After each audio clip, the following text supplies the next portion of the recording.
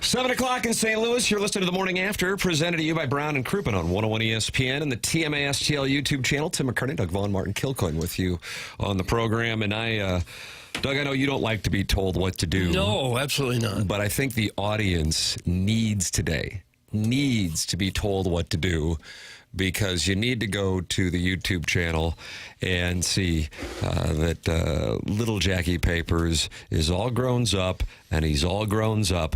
We knew that he was interviewing for the job at 670 The Score in Chicago, and today is, I believe, the final interview. It's Jackson up against a guy who's 41 and been producing in Sioux Falls. Ooh. They are the finalists. There's a show involving an animal name. That's correct. Bob and the Bull. That's right. Actually, it's Bob and the Bull. Take City, North Dakota. And Jackson is all dialed up for this interview. What time is your interview with The Score? Not the case. Sound story obligations. Doing a sound story this afternoon. Looking forward to it. You've done more sound stories than damn near anybody. I've never seen you come in here looking like a Doug. Am I doing gentleman? them underdressed? Am I supposed to wear a top coat? Well, this one's on camera. So, I don't know. Well, Maybe most of mine have been. What's that?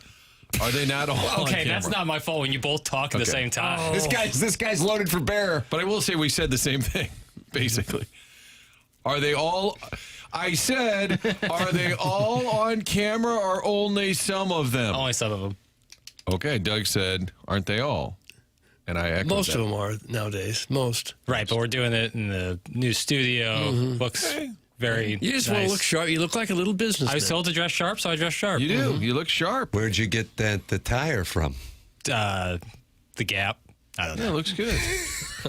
Nice. Janine Garofalo. Coat looks good. The bar is really low in sports radio. If somebody comes in, oh, wow, you combed your hair today. Yeah. Right. The bar is so low. really Is that a new is true. sweatshirt? Wow. Where'd you get that? I hope that Harrison's brother Master, who's been leading a charge for your termination based on how you come dressed to work, pays you, would you say, homage? I always say homage. Well, it's back to our roots tomorrow. Don't you worry about that. No, is that right? What are you going to be wearing?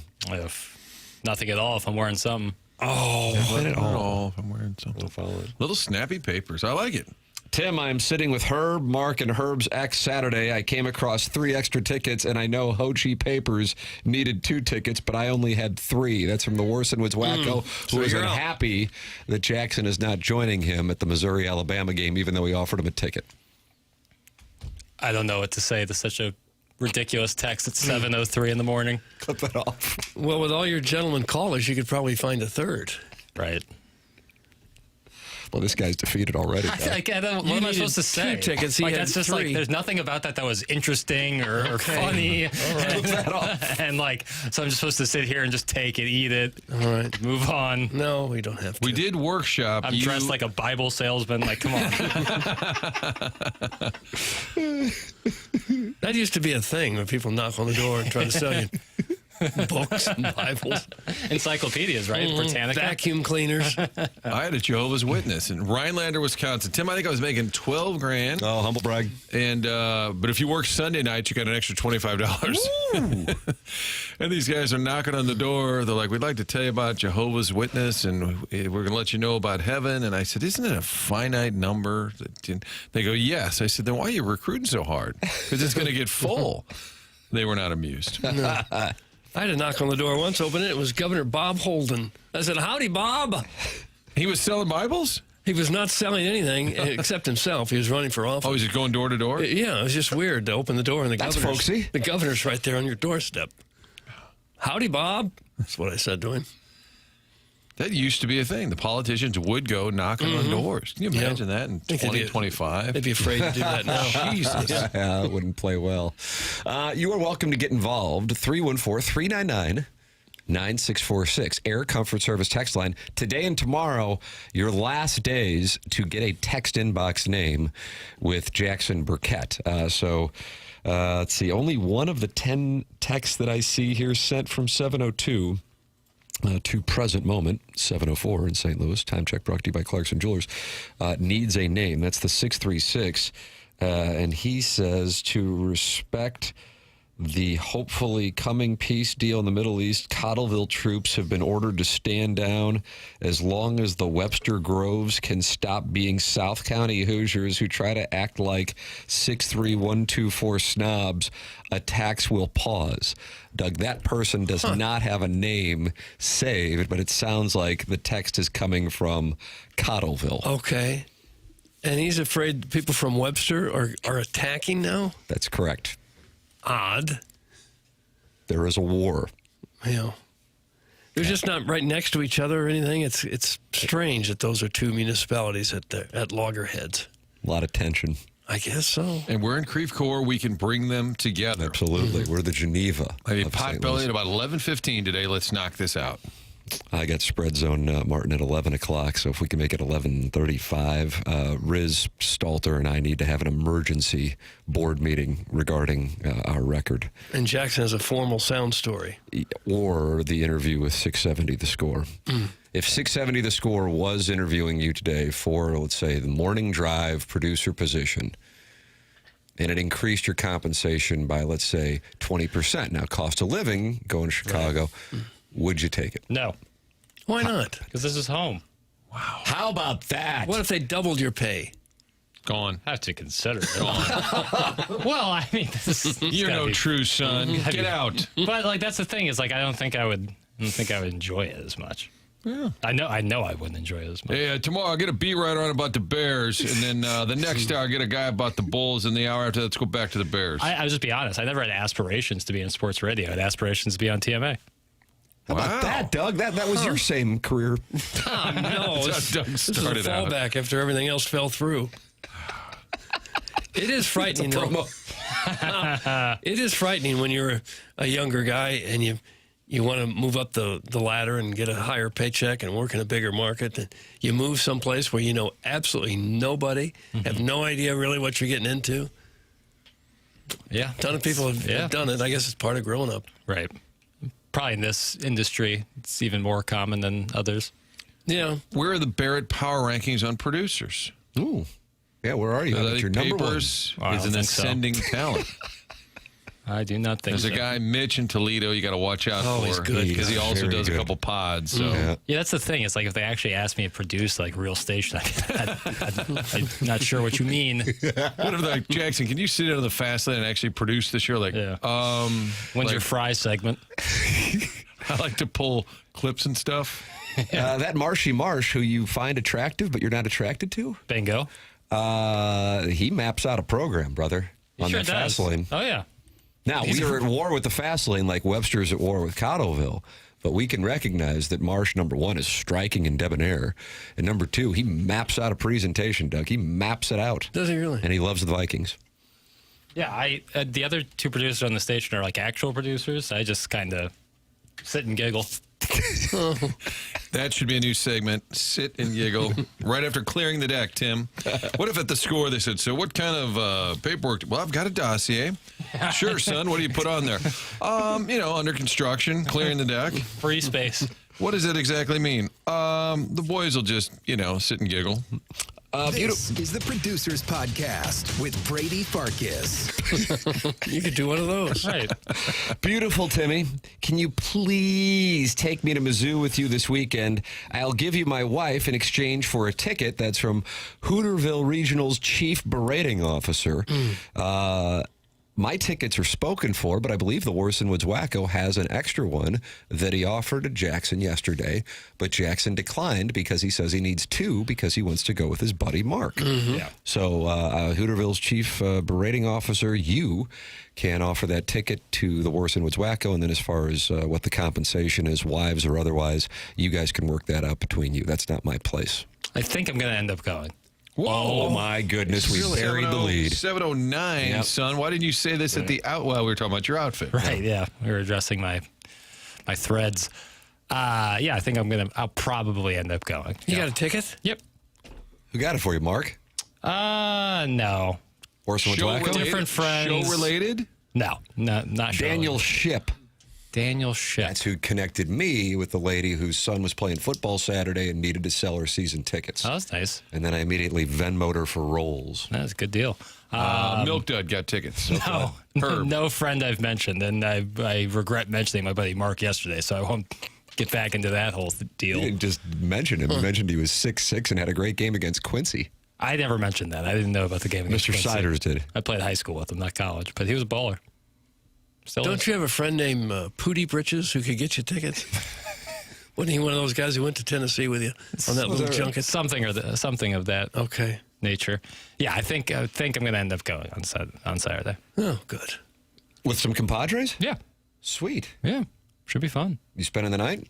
Probably Friday night. Ah, same here. Yeah, head back How about Saturday. me, you, and the Colonel get together and we drink scotch? You know what's funny? At Fieldhouse, and we talk to the ladies. Hey, ladies, I'm almost 50. We're coming up. They love that. That exact line, I think, will be the move. I've worked on this program almost 5 years in December, and we've had Gabe on probably 300 times. I don't think I've ever met the gentleman. He's a Interesting. wonderful gentleman. No, I don't think I've ever met him in person.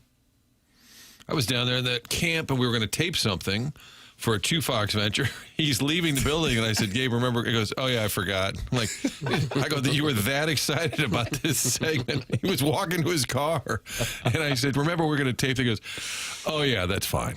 I was texting with the Colonel about at 6:53. I see Chairman Kurt sent a link from the Missourian. Doug, do you follow the Missourian on the haven't. Twitter No, tweets? not like I That's should. the University of Missouri student-run paper. Okay. Down there in Columbia, Right. Columbia, Missouri, Martin, saying Mizzou offensive coordinator Kirby Moore reportedly interviewed for Arkansas's head coaching position Sunday, and then the student who reported it has the details. And I got Chairman Kurt, I don't know, you sent this around 5 this morning. I reacted with shock. Then I went to read the story, and I saw the story was from yesterday at 8 o'clock in the morning. And I'm going, well, then how come it hasn't? Then I go to Power Mizzou, and I don't see anything about it. So I'm like, oh, I've got my journalistic responsibilities that I learned while almost graduating from the university. Close. Thank Close. you. 8 hours. Yeah. Texted the Colonel. I said, have you reported that Kirby Moore interviewed with Arkansas? No. A couple people who cover Arkansas have.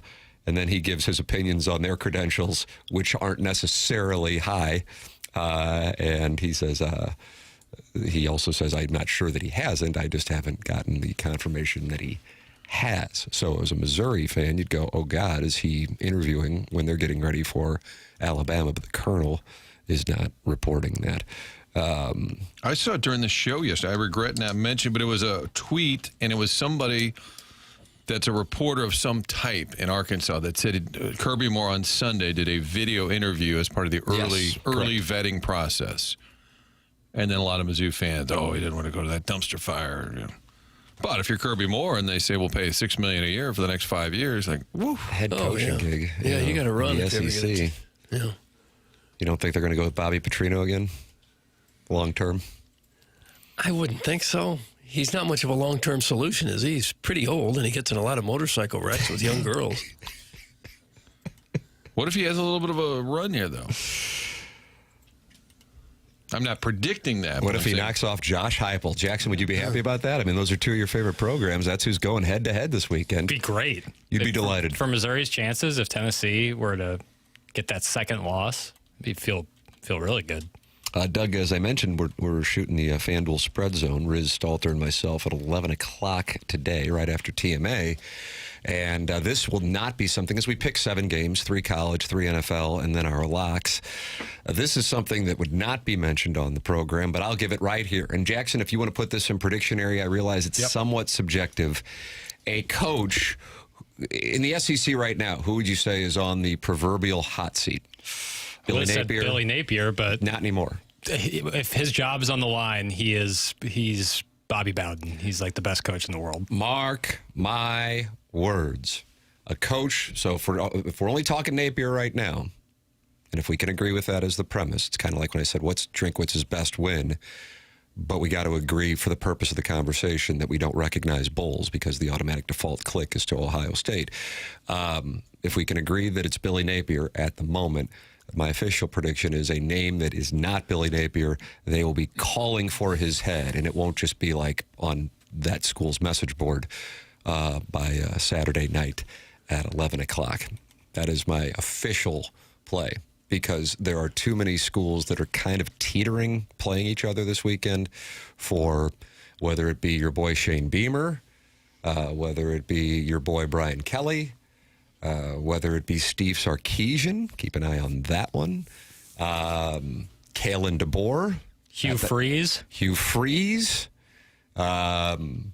If somehow there's a big surprise down on the plains, and Georgia's only favored by 3.5, which is intriguing.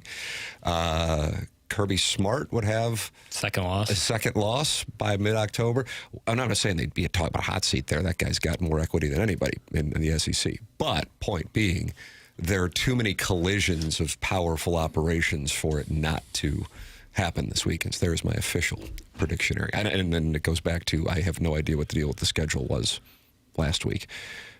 My conspiracy there again is baseball needed a little favor, and ESPN accommodated them. That is my official conspiracy theory. 4 games today, though, in Major League Baseball, Doug. Yeah. How do you do? Well, I'm doing fine. All 4 series can end today.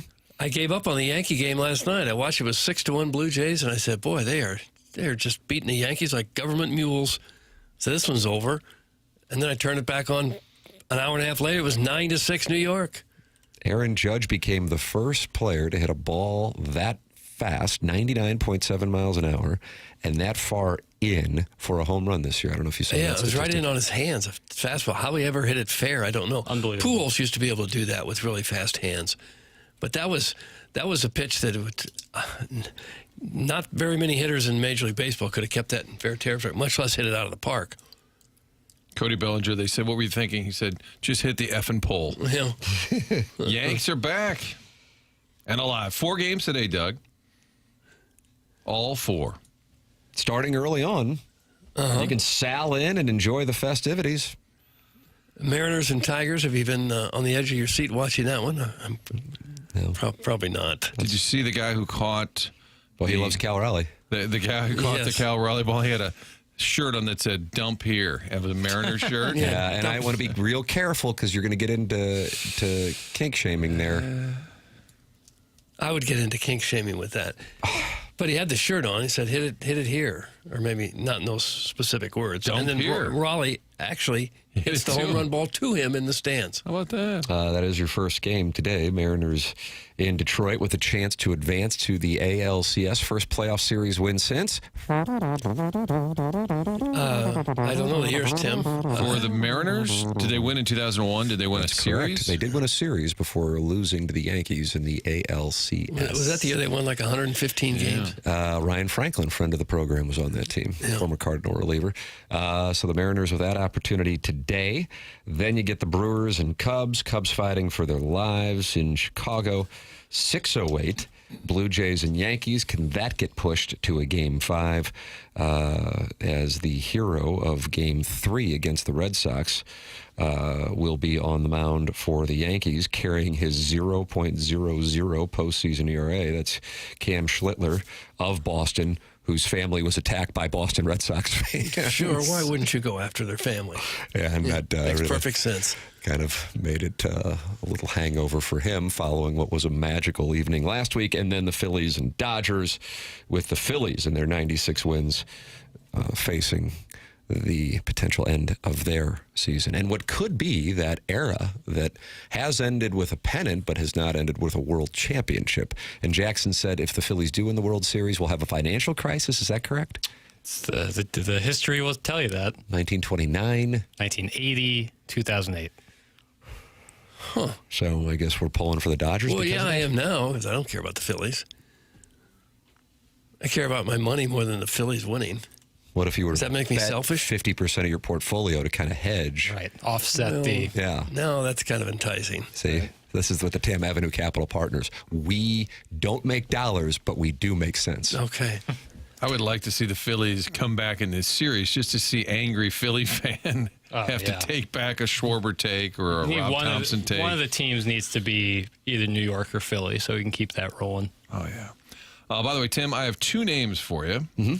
This is regarding the Kirby Moore report that Arkansas has interviewed him. I've got Riley McCarron Sounds like a good Irish kid. I support him. Okay. And then I have Joey Van Zimmerman. Yeah. Now, remember last week's show? Is everyone's paying attention? Last week we had the game. Oh, no. Not Al Fornicola. Well, this is what's interesting here. So the real report is Riley McCarron, the portal guy, has a blog called Hog Beat. So he does tweet about all things Arkansas, and he looks to be a normal reporter. Like, he's not a whack job based on his tweets. You know, here's the Arkansas basketball schedule. He's the one who reported that Kirby Moore interviewed for the Arkansas job.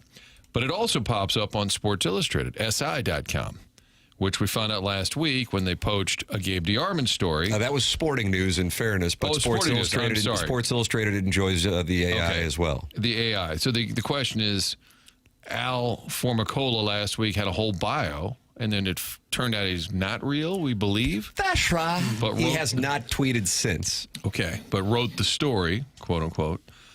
So now in SI.com, there is a story about Kirby Moore interviewing with Arkansas. Okay. But it comes from Joey Van Zimmerman. So I thought, is this another Al Formicola? It sounds like a fake name, doesn't it? So it sounds like a fake name. Yeah. Art Vandelay? Joey Van Zimmerman. But it said he's a contributing writer to the Green Bay Packers on SI. He's from Belleville, Illinois, and joined the Missouri Tigers on SI as an intern in 2023. So he has an actual bio. Wow. So my theory is, in this AI world that we're a little concerned about stories being poached and the authors being made up, somebody out there from the Belleville area probably knows Joey Van Zimmerman.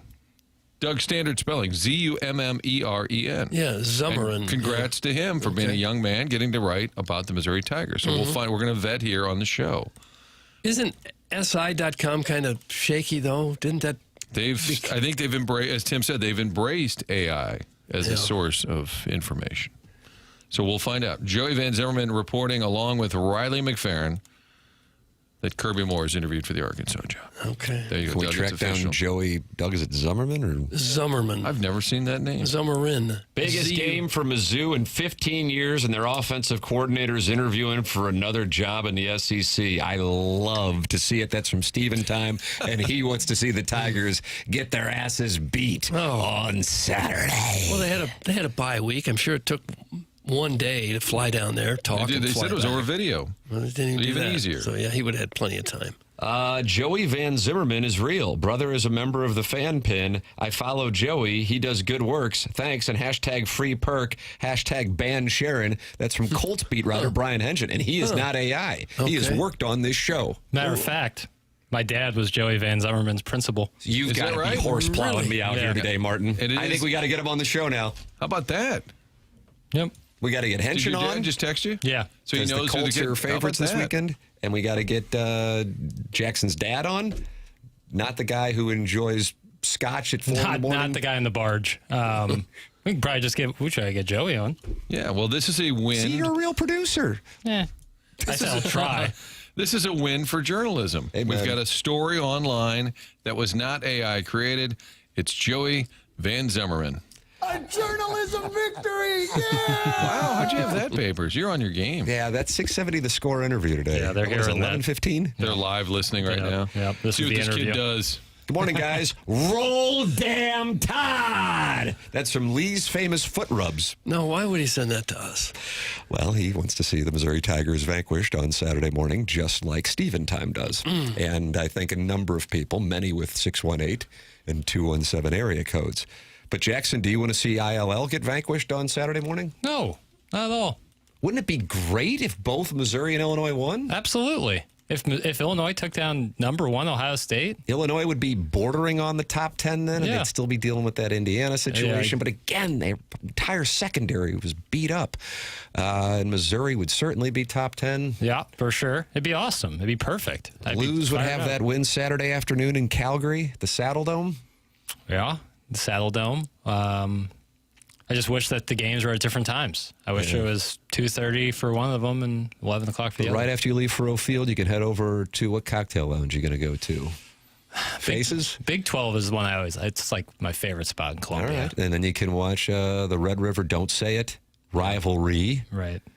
and Indiana, and Coach Signetti going against Dan Lanning. That's a 2:30 start, right? That's like 2 alphas at Napoli happy hour. Does that happen? Yes. 2 bulls go head to head I don't know if they're bulls over or a not. filly in the paddock. I'm very interested in how Over that game filler in the goes. paddock. I'm very interested to see how that game goes. There you go. So that now I got your Saturday all mapped out. That for sounds you. great. All right. Doug, you're going to head down. We got Jackson taken care of. Now I got to take care of you. I don't have tickets. Do you want to? I have no plans You and Nick to go. Vaughn need to be there. Well, I would love to go. I can't justify spending $600, $700, or $1,000 to do it. I can't do that. I've got a You want me to washing include in the machine. Tam Avenue Capital Partners cash call this week? Maybe. My washing machine broke. The dishwasher needed repair. The refrigerator doesn't work. So I got like $2,000, $3,000 in appliances I got to spend here in the next week or two. Oh, I got it bad, and that ain't good. Martin, you want to help Doug out with the appliances? We'll start Doug's GoFundMe. It all went at the same time. Appliances. Same time. Ice maker doesn't work. I got to get in there with a blow dryer and unfreeze the ice maker about every 2 weeks so that we get ice. Well, that's You ever have to brutal. do that? No. Put the blow dryer right in there where the ice comes out, melt it all, and then start over, and then 2 weeks later, do it again. Oh, I got it bad. So do I have tickets to the game? No, I don't. Talk to Jackson's guy. He'll hook you up, the guy that hooked him and Mark up. Fresh out. Oh, papers. Sorry. didn't even that's, think that's about the it. truth.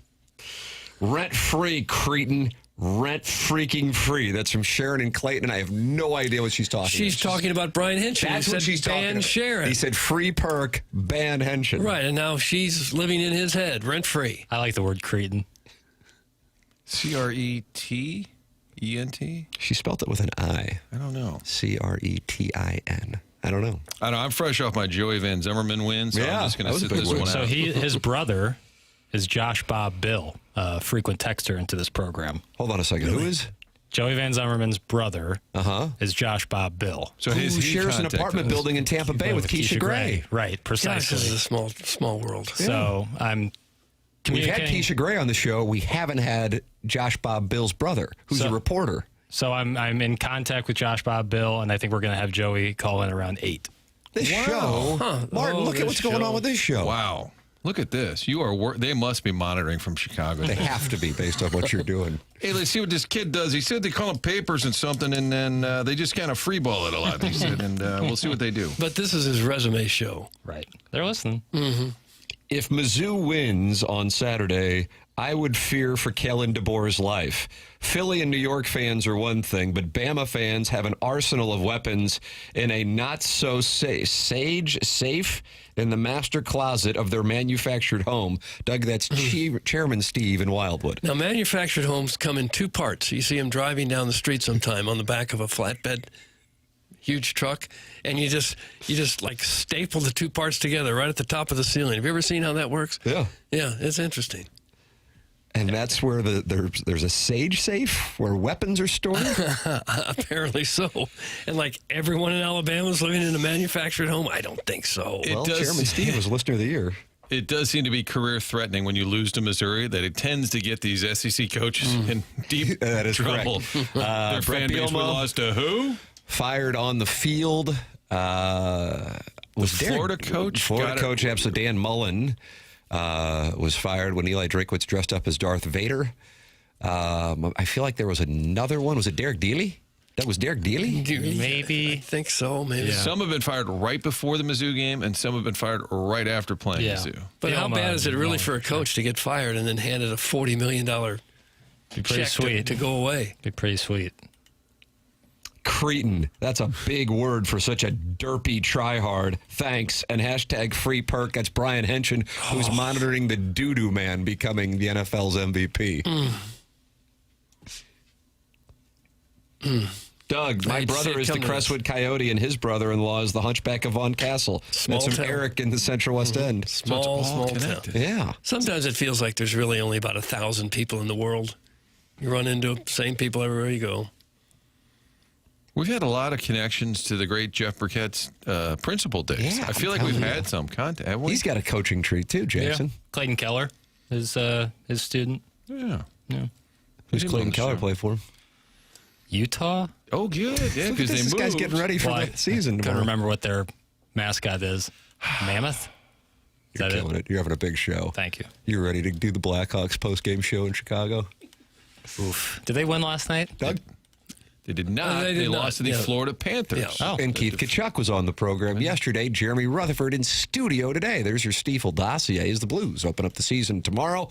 And if you were going to the Blues home opener, how about going to the opening night rally at Union Station to kick off the festivities, which 101 ESPN will be a part of tomorrow from 3 to 5:30. BK and Ferrario in the Fast Lane will both be broadcasting live from the Enterprise Center tomorrow. Pre-game coverage with Alex Ferrario starts at 6, all leading up to puck drop with your Blues.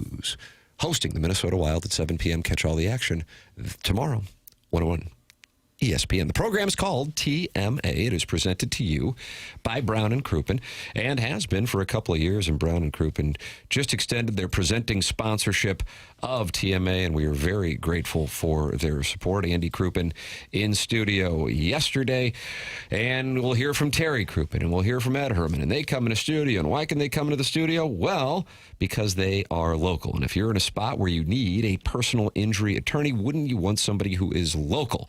Brown and Crouppen is. They know the legal environment in St. Louis because they've been doing it here in the metropolitan area since 1979 when they were founded in St. Louis. 314-222-2222, 314-222-2222, or go online at brownandcrouppen.com. At Brown and Crouppen, after an accident, money can be tight, and that's why they offer so much for free. First call, free. First consultation, free. Stuck at home or the hospital, they come to you for free. If you think you may need Brown and Crouppen services, call 314-222-2222 or go to brownandcrouppen.com. Make sure you let them know you heard about them on TMA. Remember, the choice of lawyer is an important decision and should not be based solely on advertising. Past results are no guarantee of future results, and every case is different and must be judged on its own accord. Tim McKernan, Doug Vaughn, Martin Kilcoyne, Jackson Burkett. With you here on the program. The program's called TMA. It's presented by Brown and Crouppen on 101 ESPN and the TMA STL YouTube channel.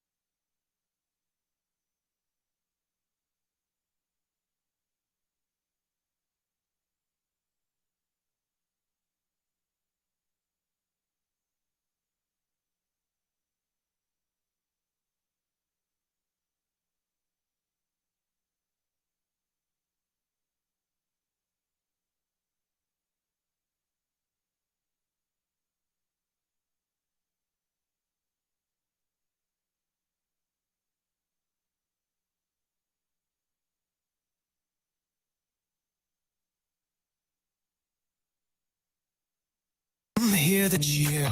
Stanley's calling, the cup is near. Nice. Fast on the puck, we're setting trends. St. Louis pride, it never ends.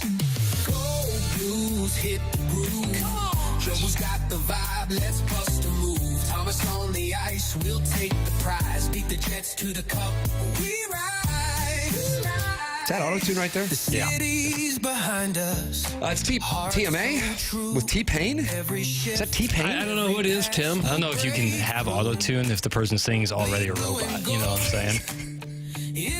Putting the hat on the hat a little bit there. Putting the hat on the hat. The Blue season opens up tomorrow night. And Jackson, did you write this column for The Athletic with 10 bold predictions for 2025, 2026? I ghost wrote it. But Jeremy Rutherford's taking credit for it, like Al Fornicola. Yeah, this is just, it's part of what I do. Is it? Yeah. Okay. Jeremy Rutherford's going to be in studio with us. That's coming up on the Stiefel Dossier. He is brought to you by Mark Hanna of Evergreen Wealth Strategies. JR in studio taking your two-part questions. That comes your way at 9 o'clock here on the morning after, a show presented to you by Brown and Crouppen that you can listen to on 101 ESPN and the 101 ESPN app, and you can watch and talk with other TMA listeners, 175 of them in the TMA YouTube chat. That's brought to you by Michelob Ultra, 95 calories, 2.6 grams of carbohydrates, and with this forecast we have and what we have coming up on the St. Louis sports calendar, brother, it would pair wonderfully with a Michelob Ultra. Doug, let me be your sommelier and get you a Michelob Ultra. It will pair wonderfully I'm sure it with would. Blues hockey tomorrow night, St. Louis University High School in Chaminade on Friday, Missouri and Roll Tide on Saturday, and ILL against Ryan Day on Saturday. Hello again, everybody. Well, hello. You going to the high school game, are you? You mentioned that. Nah, I'm going down to Columbia right after my son's out of school tomorrow. Okay. Friday night's pizza night. Jackson told me to go Pizza Tree. My wife's really adamant on Gumby's. I mean, it's a classic. Can't go wrong. Isn't it kind of a late night, I'm sketched out thing, though? Yeah. They have something called like the stoner pie, and it's covered in like mozzarella sticks and chicken nuggets. Oh, on top of the pizza? Yeah, it's wild. Oh, for God's sake. mozzarella That's something I'm stick? not really into. I think it's a little much. I'm anti mozzarella stick as it is. Yeah. Fried cheese, not really my thing. Boy, once again, shaming the working man. I saw some bit about this where like a guy was like, "Hey, would you have 8 cheese sticks for your appetizer for your meal?" It's like, no. It's like, all right, how about I deep fry it with red sauce? And I'm like, yes, sign me up. Sounds like an artery clogger. Yeah. Comedy bit in the Kinda back tasty. of the Kinda So there tasty, you go, Martin. You're a Papers. meat and potatoes guy. Come on, let's go up to the Applebee's. What do you say after the show? You and me, we could just get a spread of apps. And a lot of them will just be fried cheese. I love appetizers. Call it think, tapas. I think there could be something a little better. What do you want, an oyster on the shell? No, I don't really do it. Caviar. Too slimy. What's your favorite app? My wow. Well, let me Are you think on that. anti-cheese? You like a little cheese and cracker? Can chicken wings be an appetizer? Sure. Then chicken wings. Not even a question. Or what's number 2? Haha. Toasted ravioli's got to be up there, right? Yeah, T-Ravs are great. Love a T-Rav. Grilled mushrooms, you like that? No, not really. Oh, I love those. Yeah. I like tomato and onion. Weird, I know, but Like cold? yeah, like big tomatoes and onions. You put some balsamic vinegar on there. Pretty delicious. I guess you aren't American, Jackson. Fried cheese is what freedom is all about. Thank Go you. to Europe, Libby. That's from Bano. The difference is I have no problem with anybody and what they eat. I just choose not to eat it, which So is you the definition of freedom. It seems fair. On the surface, Yeah. it would seem fair. Bruschetta. That's my answer. Ooh. Delicious. So you want me to get bruschetta from Gumby's I wouldn't recommend the it. 3-year-old? I think you can make it yourself. You know, in a hotel? the Plowboy did. You know it's a fancy joint if they've got a pool table. And I believe Gumby's has got a pool table. Nice. Of course, BMI Martin likes mozzarella sticks. That's from BMI Martin, that's your BMI name? Martin. Eric in the Central West End. BMI Martin. I stand with the people. And by stand, I mean sit at a table and eat some mozzarella sticks. Sure. I think you got to revisit this. All right. I'm with you, Mr. Tim. All love to Mrs. McKernan, but Gumby's and Wise Guys are best when inebriated. Thanks, and make sure it's gluten-free. #free perk. That's from Brian Henshin. Okay. Who Seems to have the day off. It's readily available. He's booked and we'll call it 8. That's from Josh Bob Bill. Is that you communicating with Josh Bob Bill about his brother appearing on the show on the Stiefel Dossier? Yeah, 8 a.m. We'll have him calling. How about that, Doug? Oh, this guy's wonderful. producing on the fly to show Really is. Chicago what he can do. Yeah. This is my moment. Is Gabe getting cut? Because Joey Van Zimmerman is the lead writer on the Missouri Tigers on SI. No. Okay. Sports Illustrated has a lead writer from Missouri? Primarily covering football and basketball. Wow. Also contributing writer to the Green Bay Packers on SI. From Belleville, Illinois. How about that? Is he a Lancer or a Maroon, Doug? Because I need to know where somebody went to high Wolf Branch. It's hard to keep school them straight. to try to prejudge them. If you went to Wolf Branch, it would be Belleville East. Oh boy, now my dad's gonna. If I'm wrong there, You stepped in it. if I'm wrong there, my dad's gonna. And West is the Maroon. God, we've only been in this market. West is Maroons. And Almost positive East is he's the the Lancer. remember But they what, he could be a picked me Crusader. off. Could maybe went to Althoff. You never know. Yeah, that's true. Wait a minute. This guy hates mozzarella sticks and dogs. Get the hell out of here, Hochi Papers. That's from Big Tuft. I don't care. Clip that off. I don't care. All right, Jeremy Rutherford, who is going to be with us coming up at 9 o'clock, has made his 10 bold predictions. Jackson claims he ghost wrote it. It does have Jeremy Rutherford's name by the byline. Doug, do you want to go with any of his bold predictions? Because I would imagine you didn't get a chance to read this. No, I didn't. Want to fire any what would be considered bold predictions to see if you match up with JR? Predictions on the Blues upcoming season. That's correct. A bold prediction. That's correct. Did you say this upcoming season? That's correct. This is a delay tactic. With JR. That's correct. About hockey related. Correct. The bold prediction, I would say that they would reach the conference finals. Oh, wow. That'd be bold, wouldn't it? Now, this is Doug's bold prediction, or is he guessing Trying when to I'm match guessing- JR's. Cairo gets 40, that kind of stuff? That's exactly right. And he does have some of those kinds of numbers in his column. With regard to the standings, he doesn't go anything with the postseason, but he has the Blues finishing 3rd in the Central. There, I said it. The Blues are a division contender in the Central Division. Yes, I know they're still in the same division as the Avs, Stars, Jets, Wild, and Rising Mammoth. But with Montgomery at the helm from day one, and after adding some much-needed depth at center, I believe a team that nearly upset the President's Trophy winning Jets in the first round of last season's playoffs is better equipped this season. And if they're not, just come back here mid-season when I reevaluate these bold predictions and rip on myself. There's Jeremy Rutherford. Okay. He's got some wiggle room there. He says Lucic signs, but then gets released. He says it's not easy what Milan Lucic is attempting to do, claw his way back into the NHL at 37 years old. If he would have been let go from his professional tryout, DBA, PTO, everyone would have said, I told you so, but he hasn't been let go, at least not yet. And there's a chance that he could be signed to a contract or have his tryout extended. I've thought for a couple of weeks that the Blues want Lucic on the roster, and there is a strong possibility it'll happen, but the NHL's a fast league, and it's more difficult than ever for vets, especially ones who've been out for 2 seasons, to keep up. So while Lucic might become a Blue at some point, it doesn't mean he'll stay a Blue the entire season. A few months may end unceremoniously with an eventual release from his contract. Okay.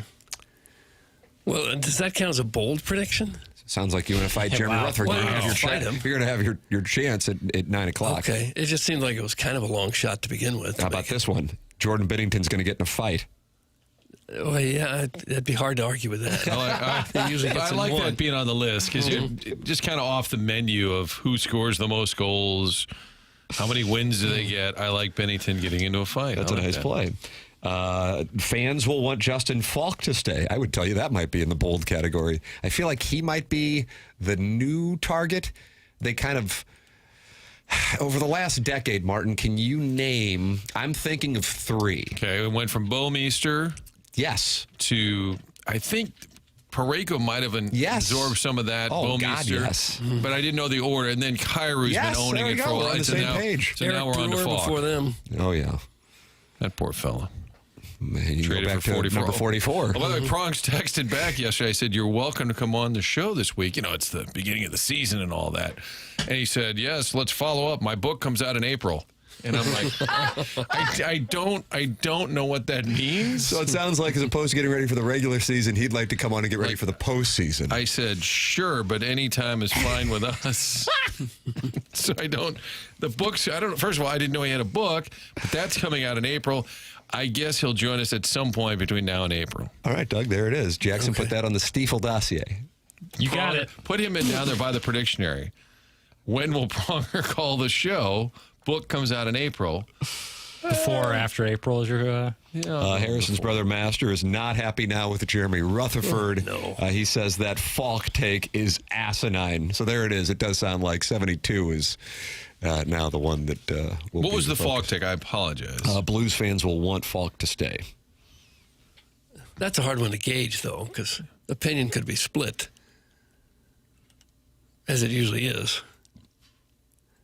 He's, I guess, the old man on the team now, right? At age 33.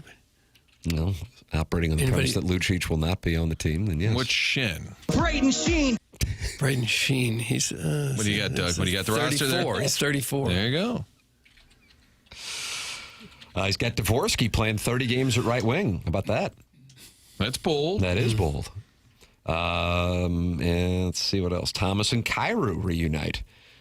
He says, this is called hedging your bet. If Snuggerud doesn't stay on the top line with Thomas, then Blues coach Jim Montgomery will put Kyrou on Thomas's side. It's not like Thomas and Kyrou haven't played on the same line. Last season, they were on the ice for 265 minutes of 5-on-5 play. But that's nothing compared to the 767 minutes that they didn't play together when both were in the lineup. But he says he's hedging because he's got Snuggerud winning the Calder, Doug. Rookie of the Year. Hello again, everybody. That'd be nice.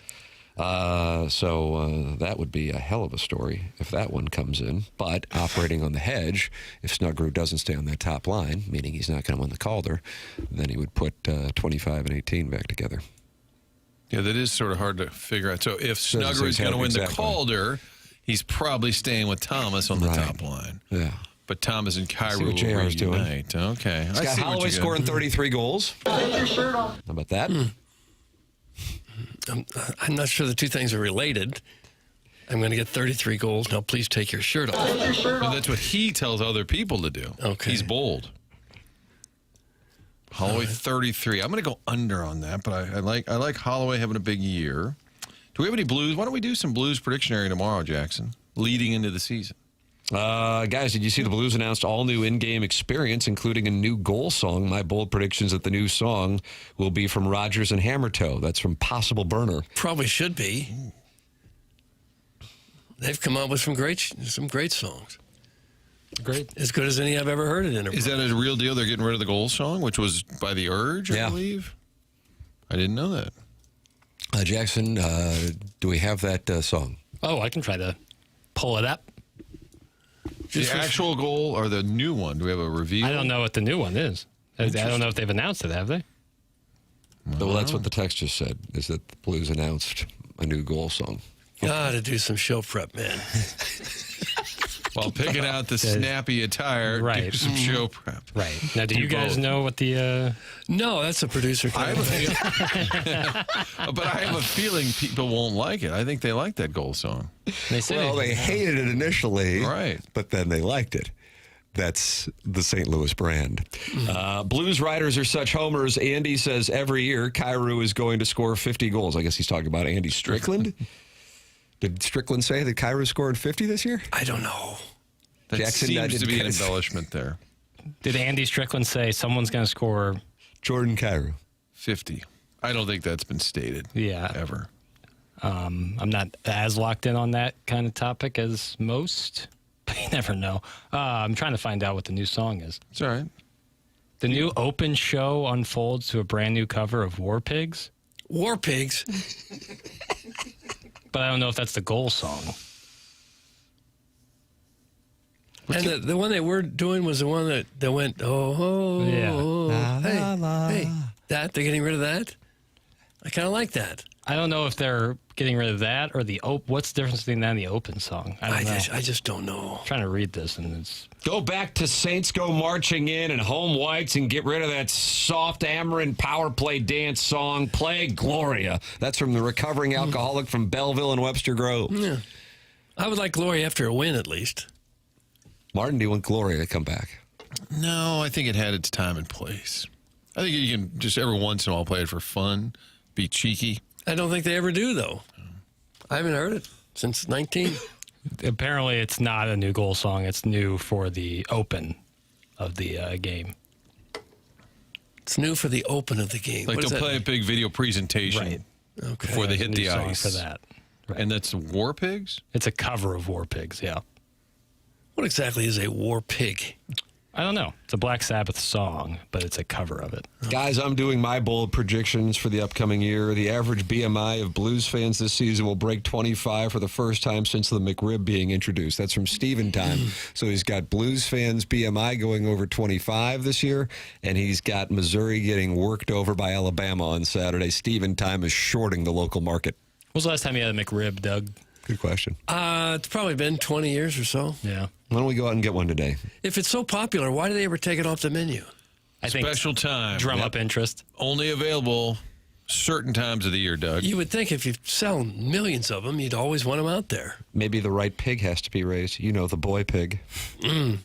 McRibs come from boy pigs? Speaking of pigs, Doug, this sounds made up, but it's not. A war pig was traditionally used to counter war elephants because the elephants were startled by the squealing pigs. And how do you teach them to go into the war zone and attack the elephants? They would set the pigs on fire, Jeez. and the squealing scared the elephants. Took a dark turn. So vivid. Okay. I would like to see Chairman's Google search history over there because he helps us with the randomness of the show with the immediate search. War Pigs. And who was in these wars that were sending pigs aflame towards I'm the not elephants? sure who the two sides were, but I can tell it was used in the siege of Megara back in 266 BC. Oh, okay. So it's been a couple of years. It's an opening hype video, and they make a new one every year. Maybe you guys should get to a game now and then. You know, since you are on the station that is the official station of the team. Just a thought. Doug, that's Sharon in Clayton. She ripped us a new one right there. Soapbox is tall. She let us have it. Okay. We apologize, Sharon. You can text go to it as more. well. Sure, whatever. 314-399-9646. Air Comfort Service text inbox. If you'd like to hold us accountable, you can call in to do so. Collier and Thompson phone lines 314-974-0101. And you can email in for our Design Air Heating and Cooling email today, the morning after, at InsideSTL.com. Design Air is online at DesignAirService.com. I've scheduled my furnace tune-up for the fall and winter months with the great Seth Goldcamp and his team, and it was easy as can be. It probably took me, I would say, 45 to 50 seconds. Went to DesignAirService.com, clicked on two buttons, and then the next thing I know is I've got it set up here for the end of the month with Design Air Heating and Cooling, making sure my furnace is ready to go for the colder weather. You can do the same thing. Just go to DesignAirService.com. Martin is a client. Doug is a client. I am a client. And Design Air Heating and Cooling is the longest running sponsor on TMA going back a decade. It's Design Air Heating and Cooling online at DesignAirService.com and sponsor of our email today, the morning after at InsideSTL.com, which you can compete for by emailing in the morning after at InsideSTL.com. All right, coming up here at 8 o'clock, what do we have, Jackson? Tell the people what we have, because this is you producing on the fly, brother. Yeah, Joey Van Zummerman is calling in from SI. Sports Illustrated Zone, and also TMA listener Josh Bob Bill's brother? Yes. And he shares an apartment building with Keisha Gray in Tampa Bay? yes. And my father was the principal of some of his brothers, Josh Bob Bill included. I think my dad retired the year before he got to Wolf Branch Middle School, but safe to say friend of the program. Amen. And he has the report, right, about Kirby Moore doing a video interview with Arkansas on Sunday. We were talking about And the that Blues new early hype on. video? And the Blues new hype video, and maybe some Packers inside. Joey Van Zimmerman, we saw the name. I was interested in his story, so I clicked on it because last week we had Al Formicola, who had a rather formidable resume, but it turned out he wasn't real. So we were doing a little on-air vetting since Van Zimmerman is from Belleville. Turns out, all kinds of connections. So he is going to join us at 8 o'clock. Jeremy Rutherford in studio on the Stiefel dossier. That's coming your way at 9 o'clock. And you can send in two-part questions for JR when he joins us. He's presented to you by Mark Hanna of Evergreen Wealth Strategies. And then we wrap up the program, as is the tradition, with the Design, Air, Heating, and Cooling email of the day. The morning after at InsideSTL.com is how you can compete. Carlos Spicy Wiener, who's going into the TMA Hall of Fame, says, bold prediction, Mizzou will beat Bama and Jackson will turn down a female mid-cranberry vodka once she says, let's go back to my place and heat up some mozzarella sticks. It's from Carlos Spicy Wiener. I would turn that down. You would? I don't know. I wouldn't say that necessarily. It's not like a hard stance. But if she said, hey, let's go back to my place and have mozzarella sticks, you'd be less inclined to do so. Do you think that's ever led to any sort of Light hand play? sexual interplay at all? Mozzarella sticks? It starts with mozzarella sticks and ends with Probably love. not. Probably like, not. I just don't see that happening. You know, Yeah, you're on two different wavelengths. how'd you guys meet? Have you ever been to Wisconsin? Yeah, that's where it's Oh, never going mind. down. My dad did. I didn't realize Wolf Branch had fifth grade, so my dad was his principal. So it'd be officially. nice right here if you apologized. I apologize to the Illinois education system as a whole. Wow. Yeah. So this was a middle school that included fifth grade? Yes. Okay. By the way, earlier in the show, I do a little text audit. No friend of mine, but Mr. Siders said to Jackson, anti-mott stick, get pegged. That's it. That's the message to That could be you. a T-shirt. That'd be a nice little holiday T-shirt. Yeah, I think so. All right, friend of the program, Josh Bob Bill's brother, who writes for Sports Illustrated and has the Kirby Moore Report, is joining us coming up in the next segment. Jeremy Rutherford, presented by Mark Hanna of Evergreen Wealth Strategies at 9 o'clock. Fisher Window and Door Store, 8 o'clock hour next here on TMA 101 ESPN.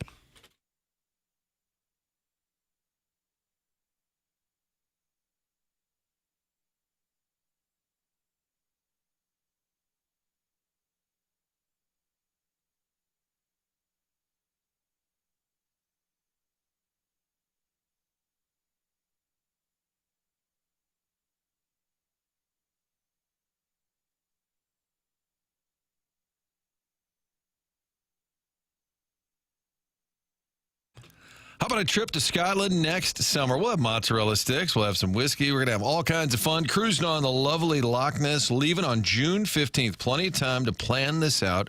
Going to go to the historic capital of Edinburgh, the famous castle there, the Victorian city of Glasgow. I've had some friends who have traveled all over the world. We're debating Edinburgh and Edinburgh. It doesn't matter. It's a beautiful... Here on the internet. Doug is part of this now. Look at it. Oh, the computer, yeah, the computer went off. crashed. Doggone it. We'll do a remake on this. Edinburgh.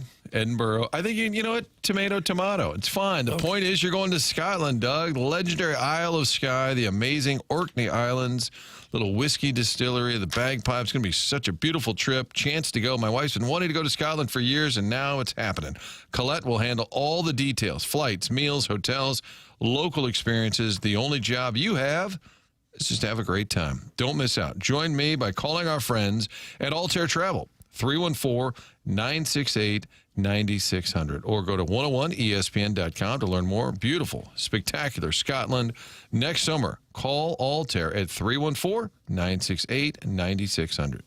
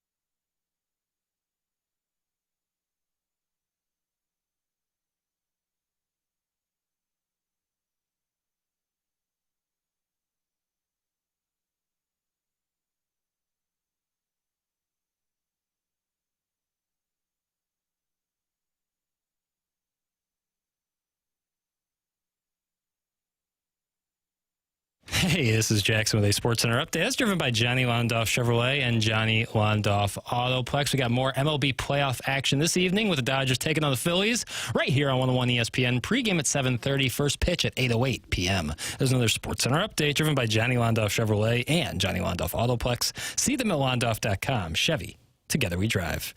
Are you kidding me?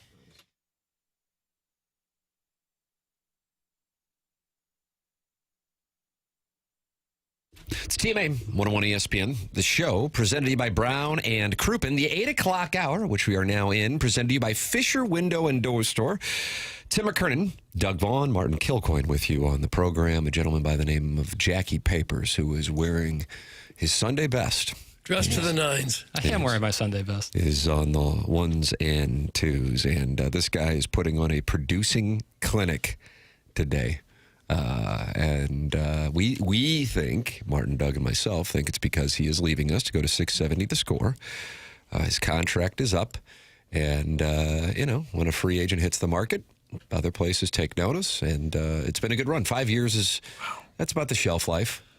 And it'll be fun, though. It'll be fun. We'll come and visit you. This is your Michael Hellman moment. Michael Hellman. I have to say M-I-Z sheepishly. This is your chance to move on from the Twins to the Cardinals. That's right. So on the Callier and Thompson phone lines, Jackson, we have Joey Van Zummeren. Zummeren.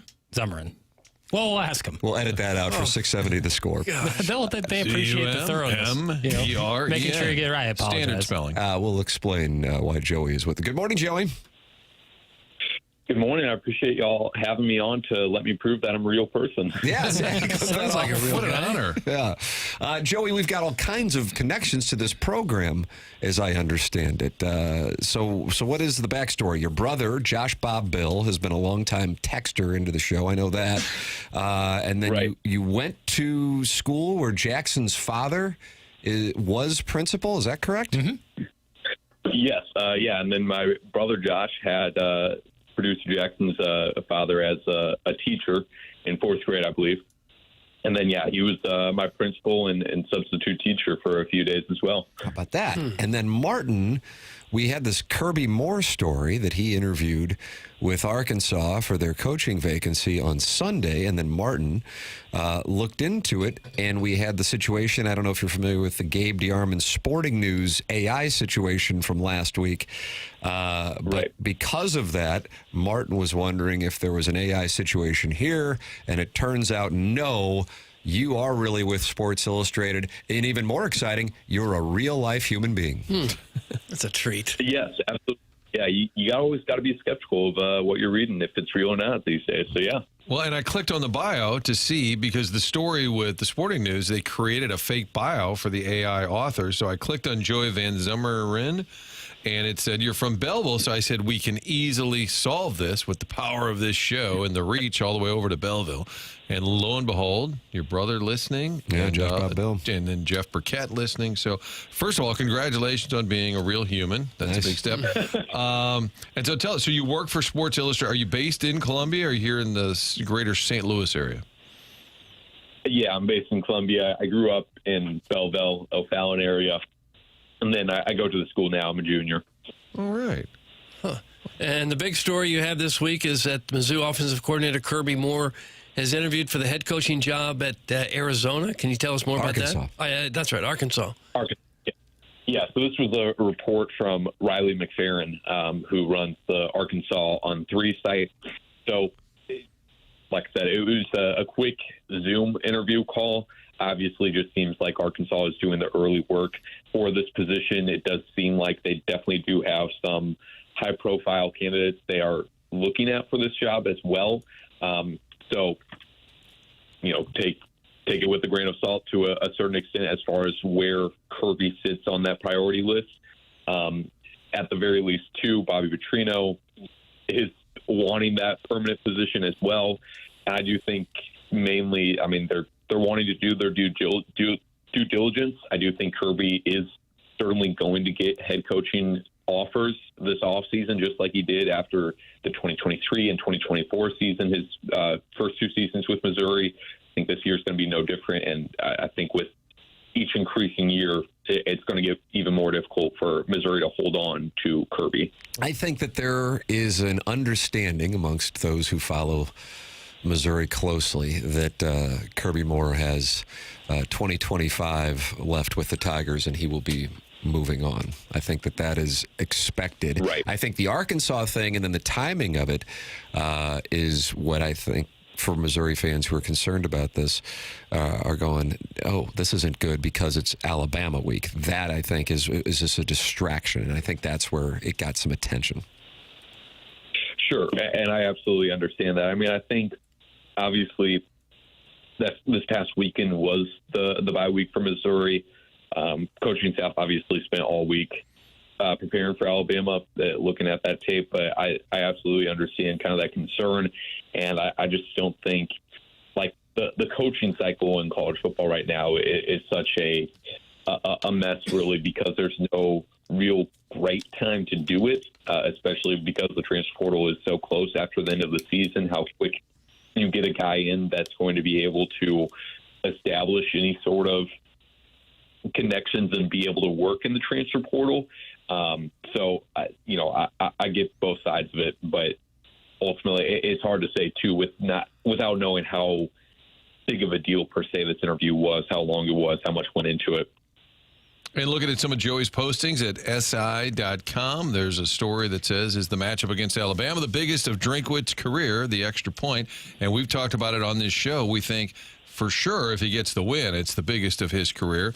And I get the sense, too, the fan base that's excited about the program, all the wins, the sellouts, but kind of waiting still for that signature win. I think Drinkwitz would say, hey, we beat Ohio State. But I think a lot of the fans are saying, okay, we want to beat one of these SEC big dogs at some point. Do you sense that, I guess, from around the program even?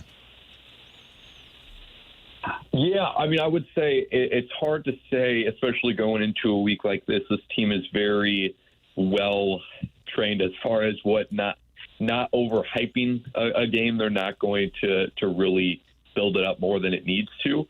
But yes, at the very least, like you guys said, I think with the fan base, you look at the Cotton win. I mean, I would say Missouri, I can't remember if I think they were favored to win that game, especially with Ohio State really treating that like a consolation prize and not having their big starters in that.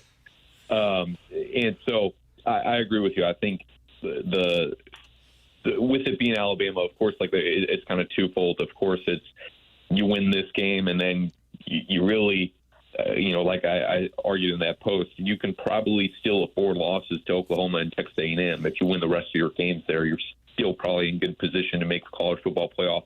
It's that. It's also the fact that, like you said, it's a SEC powerhouse that for all that Missouri has accomplished in these past 3 years, they haven't got a win over LSU, Georgia, Alabama. How about this fun fact, Martin? I know you love Tiger Talk. Were you listening to Tiger Talk last night? I missed Tiger Talk last night. Tiger Talk last night. Back at Harpo's this year, I believe. That's so on Tiger Talk last night, this little fun fact, which was really surprising to me. Take a listen to this. Missouri and Alabama is the first time that Missouri has hosted an opponent with both teams being in the AP Top 15 since. Anybody want to take a guess? And maybe here. The Oklahoma game? Nope. Because Mizzou wouldn't have been in the top 15. That's correct. Oh. One of the Nebraska games with Pinkel? Nope. No.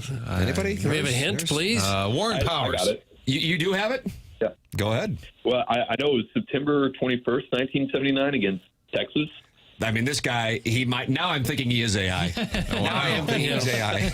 We're having a conversation with ChatGPT. Yeah, and they lost 21-0. Yeah. What was the question, Tim? Please repeat it. You got to go back to September of 1979. Wow. How about that? I couldn't believe that stat. I think some people were like, but it's AP and both being in the top 15 and the game being at Fro Field. Because you might go, well, what about Missouri, Kansas? Or take your pick of when Oklahoma was number one. But both being in the top 15 at Furrow Field. You got to go back to 1979. How about that? And Drinkwitz said, well, then we hope we don't repeat history since it didn't go well against the Longhorns. in that one. But yeah, that's how far you got to go back. Joey, in your journalistic endeavors down there at Mizzou, do you ever have to make a prediction on the game? Because I would warn you, you might get the drink dunk if you pick Bama to win and Mizzou happens to pull the upset. We saw that play out with the Kansas game. Do you have to make bold predictions? No, absolutely not. In fact, I make an effort to stay away from it. I did that before the whole Zach Sweet debacle, and definitely away from it now. Oh, really? So that was the end of it. Yeah, it's a good call. It's a good call. As the Colonel said, Gabe DeArmond, friend of the program, there really is very little upside. So that's probably a wise move on your part. No, I think you pick Mizzou to win and you tweet it out everywhere. And then if they lose, the first thing at the press conference, Coach, I picked you guys to win. Yeah, that's a good plan. I'm on your side. Well, the first rule of journalism is always to make it about you. Is that right? That's it. Boy, you're going places. 25. Have you listened to this show? Yeah, it sounds like you've been listening for a while. Certainly your brother has. Have you been down to your brother's apartment building and met Keisha Gray? No, I've not. No, I've been to his place though. Yeah, he's a Tampa guy, right? He actually moved back from Tampa just about a year ago. I guess rent got too high with Keisha in the building. Or she was too loud. That's certainly possible. Well, we really like logistics on the show. We just outed Josh, Bill, Bib, Bob, whatever. Right. Bill, Biv DeVoe. Bill, Biv DeVoe, poison to me. Yeah. Congratulations on surging early on in your career. And really, congratulations on learning the first rule of journalism, which is, Doug, make it all about yourself. Are you planning to make a full-time career as a sports writer, or are you just majoring in journalism This is where because it's Doug easy? does his Scared Straight program. Of course, I mean that's the goal. What's the ultimate goal? The ultimate goal would be, I mean, what I'm doing now I like college, I like NFL, so NFL football beat reporter. Okay. NFL. But you can learn from Brian Henson, who pretends to cover the Colts. Wow, that was What? CBC on CBC crime. Enjoyed the conversation, and don't be a stranger. Thanks so much for joining us here on super short notice. Absolutely appreciate it, guys. All right, thanks, Joey. There he is, Joey Van Zummeren, correct? Yeah.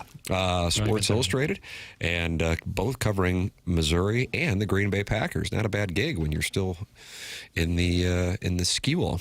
Tip of the cap. And Doug, you love that he learned the first rule, which is make it about yourself. Yeah. Well, if you want to go big. I do play the cello. There's Keisha right there, Martin, as you can imagine, an incredible interview. The biggest guy in our business right now is Stephen A. Smith. Yeah. Certainly all about him. Right. Seems like the formula is set. Right. Well, here we are. Yeah, and all we do is practice meat and potatoes journalism. That's what we are. Because we're bulldogs. I like we're the not fact show that ponies. it sounds like the kid who got dunked on for picking Kansas. It sounds like that ended a lot of folks making predictions that are in the greater Como Scared area. them straight. You're not a true son. Picking the opponent. I love Jackson, but what's with the fake, hey, giggle he does for the SportsCenter updates? I'd rather hear the genuine apathy than whatever that is. He does not hot in that sport jacket today. He does hot, I guess, look hot Yes. in that sport jacket today. He, that's from the Crestwood Coyote. I'll focus on the compliment. Thank you. Sure. I do think I filled this out nicely. I have noticed, though, the 44 long. reports do begin now with a little, hey. Yeah, it's kind of like, hey, It's I didn't- folksy. It's folksy. It's like I didn't notice you there, but now that you're here, let me tell you what I got going on. I think it speaks to the element of surprise to yourself that, oh, my God, I got to do an update. There's a little of that, Are the but I think Blues it's playing? inviting. I think it's inviting. It brings people in. Okay, so that's a thing. I'll use it sparingly. No, I like it. Hey, guys, here's what's going on. Right. And it turns head to the screen I just want to behind ease him. people's minds, Not that serious. Make them feel good about their update. Yeah. This guy sounds hot. How tall is he? That's from Eric in the Central West End. We didn't really get a height. Should we ask any caller what their height is? I guess so. Yeah. Just on the off chance we find one who's smaller than me. I don't know if that's possible, though. I don't know. But call in if you are, 314-974-0101. So we do heights and net worth. Is that right? I think that's fair. Okay. Zip codes Maybe are big wait. on this show. Wait so we get a better, more complete picture. Do you count your home equity in your net worth? Or do you feel like that's Probably. kind of a, Kinda Mr. cheating. Licks would probably say, I don't think so. We're talking about liquidity on this program. This is Central Corridor Radio. Is that our new slogan? Promo. This is Central Corridor Radio. Sorry, Hayseeds. Call in if you are in the Central Corridor. I know that's a long shot. 314-974-0101. 314-399-9646 is how you can text in. Then you got that Michelob Ultra YouTube chat where Hunter is not happy with Missouri. It goes to show how soft the Missouri schedule's been for SEC standards, that they really don't have a signature win during drinks time. Doug, that's the Hunter. Okay. They've had opportunities. They just haven't capitalized on them. Well, then that backs up Hunter's point. Yeah, a little bit. This is it. This is the opportunity. Given that But here's what, let me tell you what happens. You want to hear what happens? Fine, Yeah. I'll tell you what happens. Okay, what? If you beat Alabama on Saturday, then the narrative is, well, Alabama's done. Yeah. Alabama's down this year. Wasn't really beating Alabama. But Mizzou probably moves into the top 10 if they beat Alabama. I would agree with you. That's on the that. short-term narrative that I think, like all narratives, will eventually change. Because the short-term narrative Yes. after the Florida State loss was Alabama. Because in my hashtag show prep for the program, just a bunch of YouTube videos, Alabama football, and going through rewatching, and then DeBoer's comments and what Grubb spoke as well. And one of the things that popped up is Pat McAfee burying Alabama football and saying it is over in Tuscaloosa. And that, of course, was the first week of September. Right. And now they were back down there this past Saturday for game day. And Roll Tide Roll is top 10. So the prisoner of the moment college football take, I think, is the strongest take, even more so than the NFL, because college football coaches, like I said, somebody on Saturday night that you don't even think is on the hot seat will be on the hot seat. Here's if we're talking bold predictions, let's say Missouri beats Alabama, Auburn beats Georgia, and Texas beats Oklahoma. The narrative becomes the SEC stinks this year. Okay. The SEC sucks. They're going to tell you that they're deep and they're just not top heavy, but the actual reality is that the SEC sucks. That would be the narrative, I think. All right. Because if you do beat Alabama, then you want them to keep it roll afterwards. Absolutely. Because otherwise, you're right, it'll just be dismissed. And a year ago, it was Ryan Day. It was done. Everybody, even That the was- He was done in the playoffs. Can't beat Michigan. all the pundits, oh, he's done. That was before the playoffs even started, and they beat the hell out of Tennessee and Columbus. Didn't you go to that game, Chairman? Yeah, you drove up there for that. And for the record, here's the one that I would circle as saying right now, maybe next to Kirby Smart and Eli Drinkwitz and Lane Kiffin has the highest equity at this moment. Again, this guy who was about to lose his job last year, Brent Venables. Considering their schedule, that's the guy that I would circle because, again, that spread is so strange. And if they do try to put Mateer out there this weekend and he's not healthy and they lose to Texas, and again, Texas is giving 1.5 points. Yep. And then with Oklahoma's schedule, that would be the one that I would keep an eye on as far as a. But Alabama has Missouri, then Tennessee, then at South Carolina, then LSU, then Oklahoma.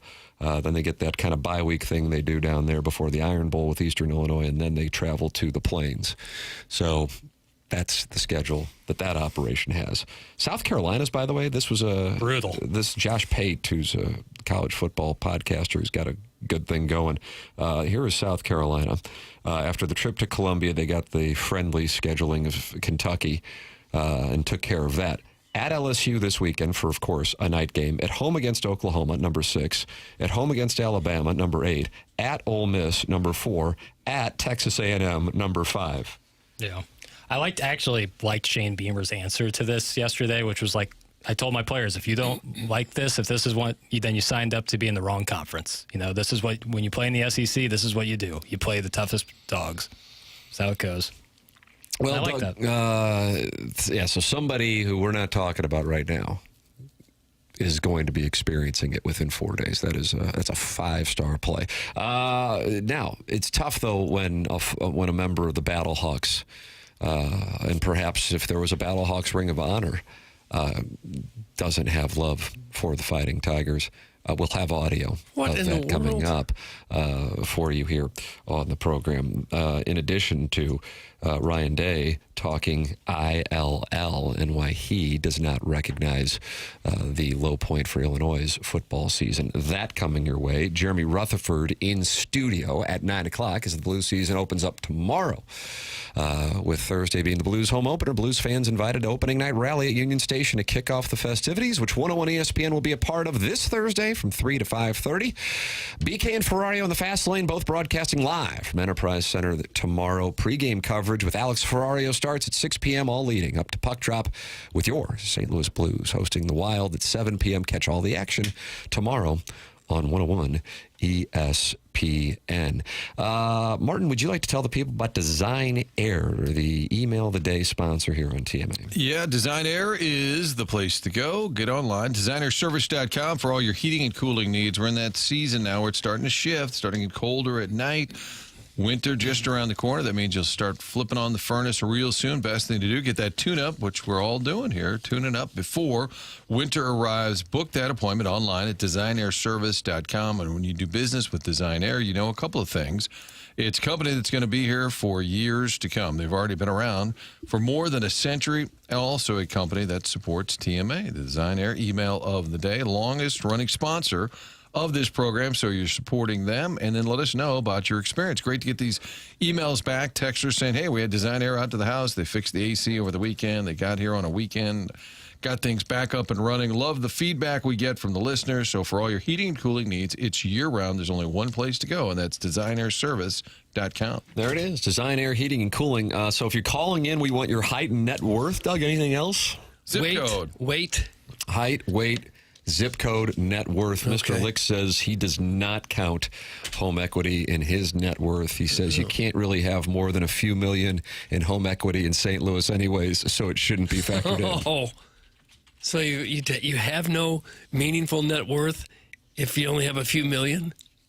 He says you can't really have more than a few million in home equity in St. Louis anyways, so it should not be factored in. Oh. He's saying the real estate values here are not material enough for it to be impactful. Not like New York or California, but there's plenty of $2 million houses here. But that's what he said. You can't have more than really a few million in St. Louis, so it really shouldn't be factored in. I mean, for him, because I know he's at least looking in Palm Beach, and I know he's got the winter home in Palm Springs. Any Palm will do. And so, yeah, I mean, then you're talking about, 8-figure properties. And that's when it kind of matters, I guess. Sure. Do we have any palms around here? Even up by the airport, we have all those little Woodson Terrace. Could there just be a I know we Palm have Landing? pine. We have Pine Lawn. Pine Lawn. I'm looking there. I don't think we have any palms, though. Yeah. Up in North County, you got that Spanish Lake. Could there be a palm? If anybody would know, it'd be Papers, but I see he's searching, so that means... There's a Beverly Hills. Beverly Hills. Beverly Hills. Where are you from? Beverly Hills, Missouri.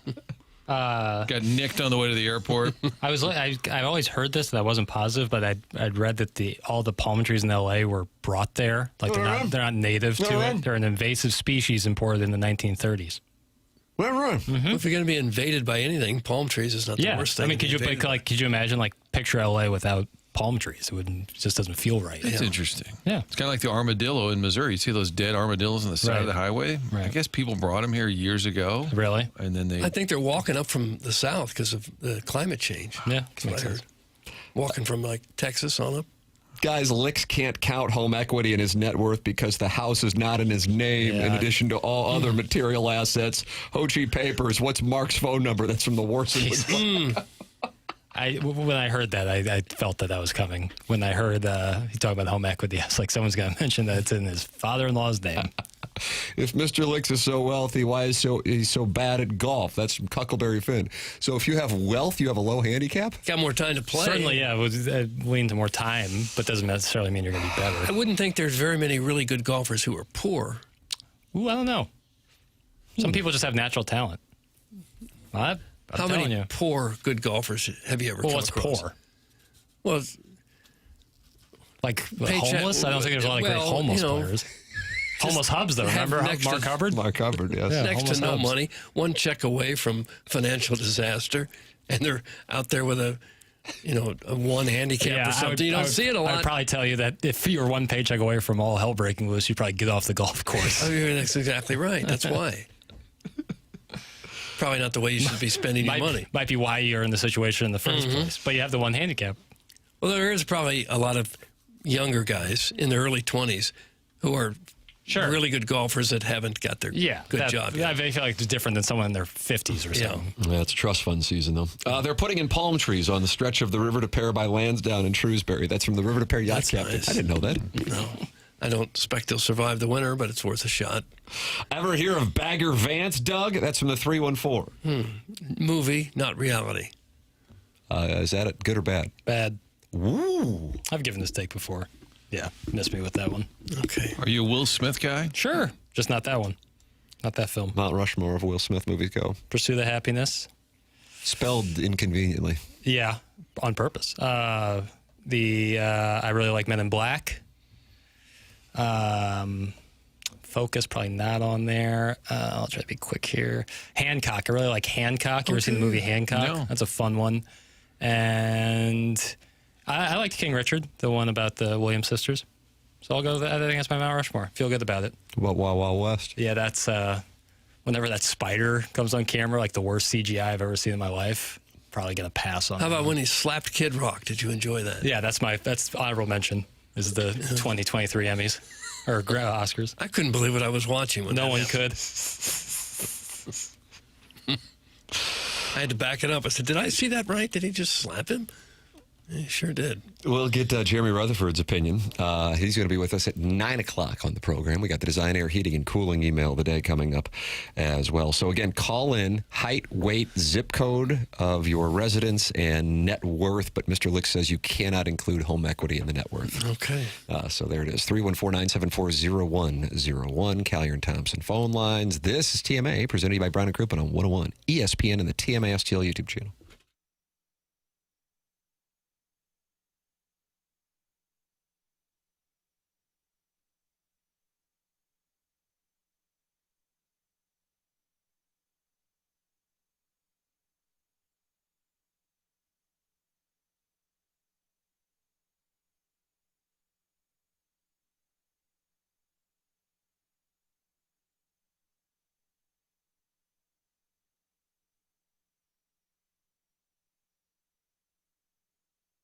AutoLoanPro.com. That's the website we've been telling you about. If you're in the market for a new vehicle and you're not sure what you can afford, what you can get approved for, this is the place to go. AutoLoanPro.com knows people have different situations, different circumstances. No matter, they're going to get you that new vehicle with little to no money down. They'll work hard to get you the best rates possible. They can do that because Auto Loan Pro works with over 50 different lenders. They've got a free playbook on that website as well that's going to explain to you how the credit industry works, get you back on track, and get to the car of your choice in the future. Auto Loan Pro is part of the Lita family, and making that large purchase with financing gets complicated, especially if you've had that hiccup. The Auto Loan Pro will get you back on track. Financing a car, the only thing to know is to choose the Auto Loan Pro. Get online at AutoLoanPro.com.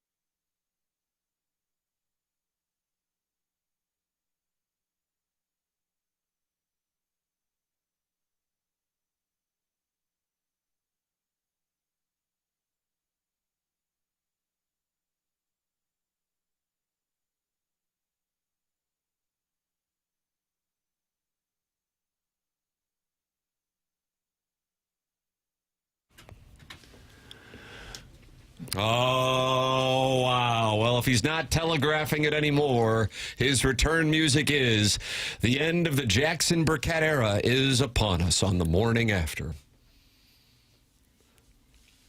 The end of beginning. When do you start this other gig? Are you going to start on January 1st? Is that what your agent's negotiating? Right. Well, yeah.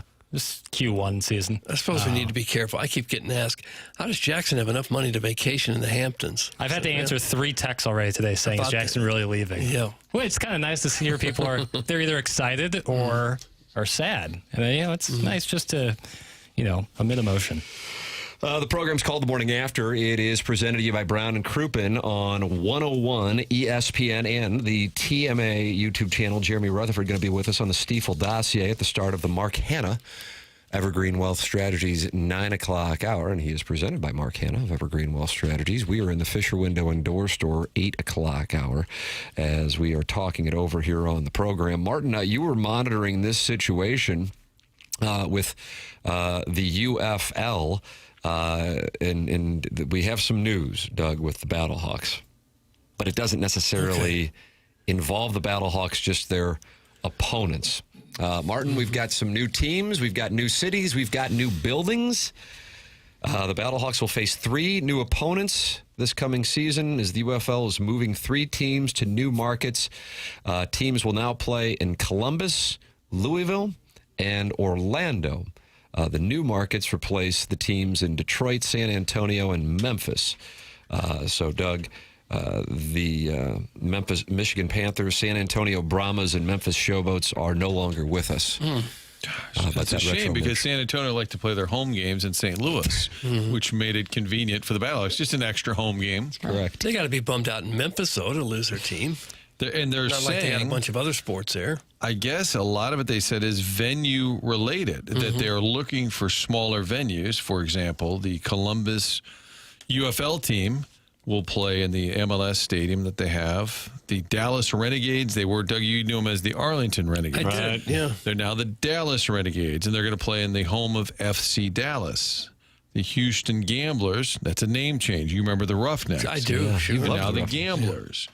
They're going to play at the home of the Dynamo FC. So the idea is to play. What's interesting is that the Battlehawks have been largely saluted for getting big crowds. Would they want them playing at Energizer Park, which I don't see happening? But it's interesting. The model seems to be to play, and the DC Defenders have played at that soccer stadium for a long time. Can I be honest? I'd be more likely to go to a Battlehawks game if it was at Energizer Park. Yeah, that'd be a great venue. Yeah. I think it would be Why do you hate the fun. Dome? It's ugly. It reminds me of dark times in my life. Dark times. Yeah, I cared all that damn much about the Rams and they just moved on me. Yeah, I don't need to be reminded of that. And I don't really care for R.C. Cole all that much. What about Tab? Yeah, that's the Coke and Pepsi got it. I think they nailed it. Probably going to get a lot of vitamin water and smart water at UFL games because the guy pretty much running the show right now, Mike Rapoli, became a billionaire founding Vitamin Water, Smart Water, and Body Armor. Wasn't 50 Cent a part of the Vitamin Water thing? Made a ton of money on that? Nice. Sounds right. Go So for you fifth. think RC Cola should just surrender? They've lost the war. I just think, those two have it covered in the cola department. So the Battlehawks are stable. Other franchises moving: Louisville, Columbus, Orlando. Now, former Battlehawk quarterback A.J. McCarron is in the broadcasting business. I met him right out here in the hallway. I feel like I guess it probably wouldn't have been last year. Might have been 2023. Yeah. And he's now making appearances on, what's the name of the program? McCready and Siskey. Doug McCready and Siskey. Who are these down fellas? south? Alabama radio? Is it YouTube? It certainly seems like they're doing it on YouTube and from their homes. So I don't know necessarily if it is on the radio. I don't know. Okay. A.J. McCarron, of course, loved his time with the Battlehawks. Truly didn't necessarily enjoy his exit, but loved St. Louis. But he is not a believer in your Missouri Tigers. Here he is on Doug. Is it McCready and Siskey? That's what I understand. I'm going to go out on a limb this week. I think Alabama puts it on them. Woo! Let's go. Let's go, Todd. Listen, I think I don't think Missouri throws the ball that great. They don't. And with Bo Perbula, I think that's how you say his name. But if you can stop, what's the running back, Ahmad? He's not well schooled. He's passionate, though. If you can stop him, if you can stop him, I think they're just super one-dimensional. I think Alabama focus on the run, allow their secondary to just man up and play free, really focus on the run. And listen, I think Alabama, from an offensive standpoint, they're rolling right now. I think if you can carry that confidence in that you just played with this past weekend, I think Vandy's a better team than Missouri. Me personally.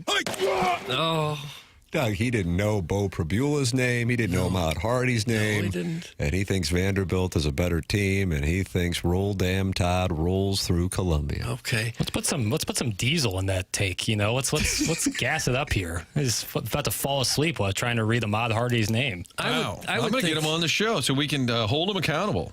I would think there's a lot of national pundits who haven't seen any of Missouri football this year. What game would have interested you if you lived anywhere other than here? They were going up against a pretty good slate for the South Carolina game.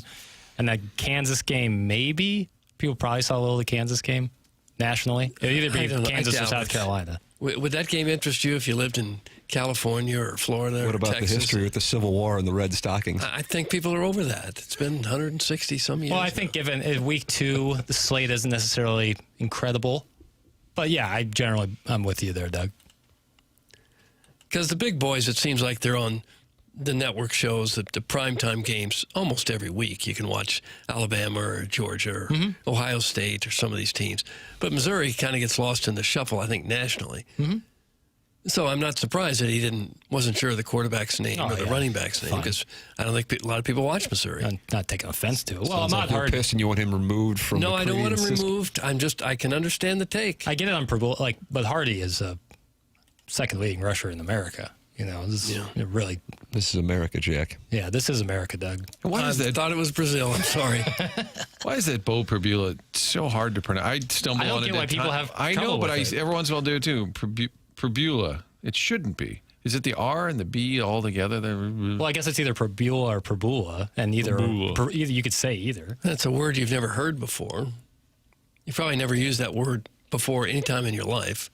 Well, it's a proper noun. I wouldn't necessarily Well, there's a lot of names that I haven't used before, but I could probably pick up. What about Van Zimmer? That was a tougher one. That's fair. That's very fair. That's two in the same show. We have been challenged on this show. But I think a lot of folks have looked at Missouri and said they haven't played anybody, largely. And are they any good? We'll see. You got some great numbers from the back. Hardy, Prabula at times looked pretty good, but they haven't. I think people are. Sure. I think rightfully people are saying, let's see what they got. Guys, I think a solution to our nation's problems would be podcast equipment needing to cost at least $2 billion. Thank you. That's from a gaping stepdad. To stop all these podcasters. A popular comment on anytime a podcast throws up like a TikTok or some ridiculous take. Your guy Josh Pate said he was coming to the Mizzou game. I saw some Mizzou fans excited. Last year, I was at the Oklahoma game, and they put on the Jumbotron, Cousin Shane is here. Cousin Shane. And I'm like, this is the world we're living in, but I didn't know who it was. And people are like, oh, Shane's here.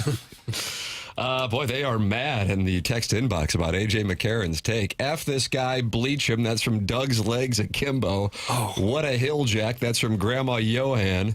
CTE is real, A.J. That's from the 314. I guess he's never heard of Brett Norfleet. That's from Just Don't Press Push. This guy didn't do show prep. That's from the 66. The Metro East landlord says, get this guy off the mic. Oh. And then the Veiled Prophet, with regard to the UFL, says, great. We can talk less minor league football, but God forbid you recap the Doggies match from last weekend. Woof. Get Rock on each week during the season, since we like guests now. Or Timmerman. All right, that's enough. Or a player. I know the season's over, but just a thought. That's from the Veiled Prophet who would like us to talk more MLS, Doug. The Dogs got a big win. Went on the road in Austin, I want to say, and got the dub. Now they got to decide. They got an interim coach, Doug. David Critchley. That should change things. From Liverpool. But can't get him from this country. I knew that would bother you. Can't find coaches from America. Every kid in America grows up playing soccer first. Soccer academies everywhere, soccer clubs. It's an enormous sport in this country. We still can't find coaches for our teams. No one cares about the MLS, veiled prophet. That's from Eric in the Central West End, who Jackson finds attractive but is not attracted to, and he's now at war with the veiled prophet. Man, we got this. We got the Cottleville, People are Webster not Groves happy. thing. We got Mr. Licks and Orson Woods Wacko. We got Jackson moving to Chicago. It's a tough day. It's tough. And now we got A.J. McCarron stirring it up. I am kind of surprised that people get upset with a show for not talking specifically about what they're interested in, because there are so many podcasts specific to your interests. You love NASCAR, you can go find that. You love MLS, you can find that. There's people doing city shows. Because everything's customizable, you know? Yeah, everything in your life, you can have exactly how you want it right at your doorstep. And so when something isn't like that, it drives people crazy. If you guys talk more MLS, I might off myself. Thanks. And hashtag free perk. That's from Brian Henshin. Well, so we he don't wants want more that. Colts talk. No, we don't want that. Henshin, do you have the day off? I'm just curious. It feels like he might be, his schedule's been cleared for the...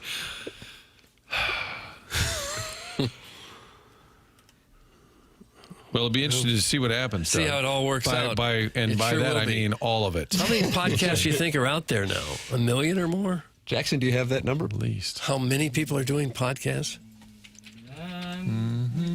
Between 4.5 million as of fourth quarter 2025. 22, 23, We don't have to 24, count them all. 25, I was just kinda 26, wondering. 27, 28.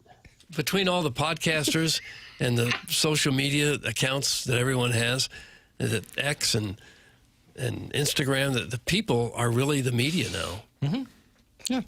Wait, is Jackson leaving? Really? I hope not. There are so many texts asking if Jackson's really leaving. It warms my heart, really. No, I'm not. And you do have a home in the Hamptons? 42. I do, yes. Montauk, specifically. But that's your second home. Your Third. first one is here in Brentwood. Third. Yeah. I have a place in the Hamptons, or I have a place in Montauk, but I live in Brentwood year-round. Well, sure. You know, it's a beach town. You know, it's summer. You know, Yeah. I'll be there. I'll be back there in May. Guys, Holly and Chaser started their own podcast today. It's called Ice Guardians. I saw Chase tweeting about that. That's awesome. Yeah.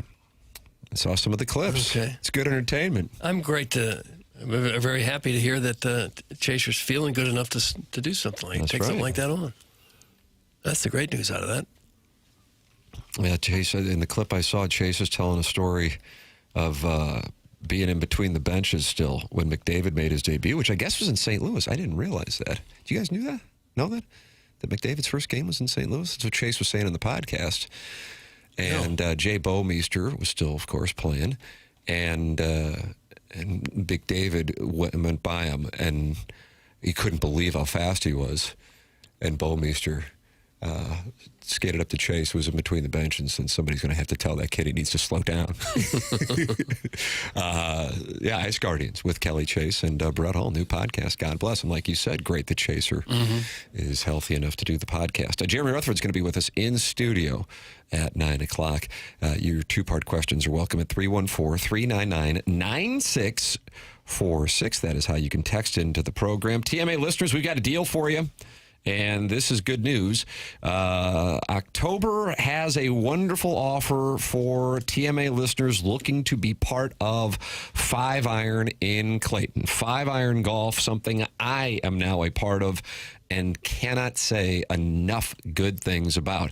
It is the ultimate indoor golf experience. Whether you're a serious golfer or just looking for a great night out, you will love playing iconic courses on TrackMan simulators, enjoying chef-inspired dining, and relaxing in a vibrant bar setting. Host events, sharpen your skills, or simply have fun. 5 Iron Golf is your new go-to destination in Clayton. Iconic courses include Pebble Beach, St. Andrews, and Bethpage Black. And 5 Iron Golf in Clayton has 200-plus world-class courses, rain or shine. I just love going in and hitting and practicing on TrackMan simulators. Plus, they have leagues and lessons. I got an email last night about the league that they have going on TrackMan. If you don't want to have to get dressed up, no problem. T-shirt and shorts is just fine. No dress code needed. And it's a perfect place for a corporate happy hour as well. It's 5 Iron in Clayton, online at 5irongolf.com. Now, Here's the thing specific for TMA listeners. 5 Irons memberships are incredible. Free golf every day, discounts on food, drinks, lessons, leagues, and even club fitting. And it's only $169 per month. And if you join in October, you will get 10% off. Go to 5irongolf.com to get information on memberships, lessons, and leagues at 5irongolf.com. I walked in there. I couldn't believe how great it was. I'm so glad that I know about it now, and I am going to live there this winter. Are you really? But don't come up to me and bother me. I am too big of a star. I hope that doesn't come off. Could you wear a bag over your head so people don't recognize you? Well, I wear lifts, but to bring lifts and a bag over my head, a lot of equipment. It would be a lot. Would be a lot. But then I have to take the lifts off to get that weight shift. So that's weird because leave the bag on. Yeah. Where do you find lifts with spikes? That's the key. Rich Gould had sandals with spikes. Probably same store. I think you're right. It would be so meta if Jackson Schumer was actually trying to get a job in Chicago. Now you're Jackson Schumer. How would that be meta? Chicago, I guess, has got the uprising. It's a liberal city. I think they're trying to play that card. Oh. That's from Jackson's Lone Wispy Pube. Okay, that's Jackson Schumer. Fooled me. Jeremy Rutherford, 9 o'clock in studio. Send your 2-part questions in. Blue Season opening up tomorrow. 101 ESPN will have all the coverage and the opening night rally at Union Station to kick off the festivities, getting underway at 3 p.m. Alex Ferrario's pregame show getting underway at 6 p.m. Puck drop, 7 p.m. Catch all the action tomorrow on 101 ESPN. The program's called The Morning After. It's presented to you by Brown and Crouppen on 101 ESPN and the TMA STL YouTube channel.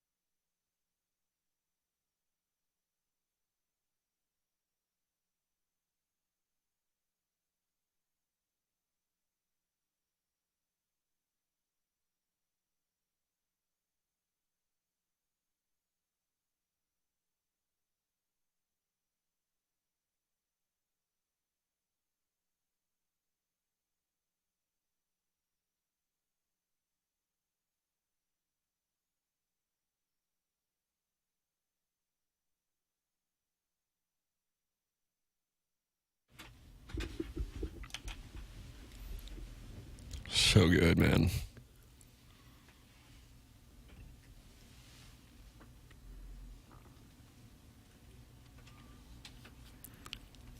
You like this, Doug?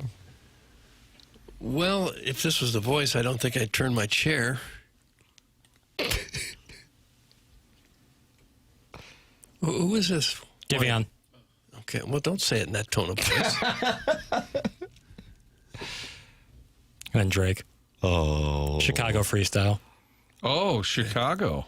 That's kind of my theme. Loading up some songs for the ride. Yep. Are you getting a U-Haul or? A lot of people, you ever seen those like pods things these people use? Yeah. Like, they kind of like ship all their stuff around. Pretty cool. I guess I would do that if I was moving, but I'm not. 10 toes down. All right. 10 toes down. Flip that off. Sounds like a band. Hey, if you aren't moving, you probably ought to go see Dr. Brandon Pryor because he's on Manchester and Baldwin. He's a longtime TMA sponsor who has a membership plan, even if you don't have dental insurance, which aids in the costs of dental work. It's 100westdental.com. No phone calls needed to get in. You just check the calendar online at 100westdental.com for availability, and then you book right then and there. Plus, if you mention my name, you get $1,000 off Invisalign at 100 West Dental. And if you're on the fence about Invisalign, they have a digital scanner that'll show you what it'll look like before you even go through with it. $1,000 off Invisalign. And you don't even have to go through with it. You can see the simulation to see how good you'll look. 100westdental.com. That's Dr. Brandon Pryor. I was texting with Dr. Brandon Pryor. Doug, was that last week or 2 weeks ago? I don't know the weeks, Tim. Seeing if I get my son in there. Dr. Brandon Pryor, 100westdental.com. That's Manchester in Baldwin. Jeremy Rutherford is going to join us, so load up your two-part questions. He's in studio, 314-399-9646. And Harrison's brother Master is already loading this one up. Two-parter for JR. Why on earth do you say Blues fans will want to keep Justin Falk? Also, do you think Jordan Kyrou will go below the goal line to win a battle one time this season? He is loaded for bear already.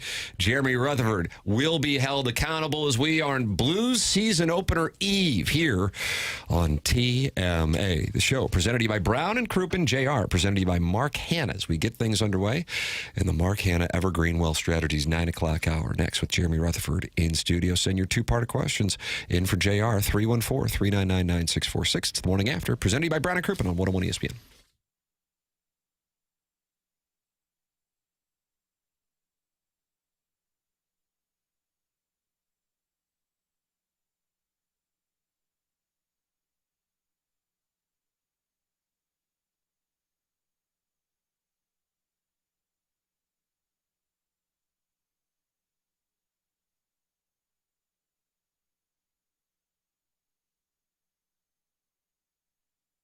Oh, it'll be right after the parade down Market Street. We've got the Stanley Cup, and then you get on a plane and head to Spectacular Scotland. It's June 15th. Next summer, we're going to Spectacular Scotland with Colette. Going to visit the historic capital of Edinburgh. Doug calls it Edinburgh, so do I sometimes. We're going to check out Glasgow, one of the great international cities. Also, a little whiskey tasting. Go to the Isle of Skye, the amazing Orkney Islands, cruising on the lovely Loch Ness and checking out the unspoiled landscapes of the Highlands. You watched all the great video, the British Open in Scotland. Now there's your chance to go and experience Scotland. Colette will handle all the details, flights, meals, hotels, local experiences. All you have to do is sit back and enjoy. Don't miss out. Call our friends at Altair Travel at 314-968-9600. That's 314-968-9600. A trip to Spectacular Scotland, seeing the sights starting on June 15th next summer. 101ESPN.com has more information, or call Altair at 314-968-9600.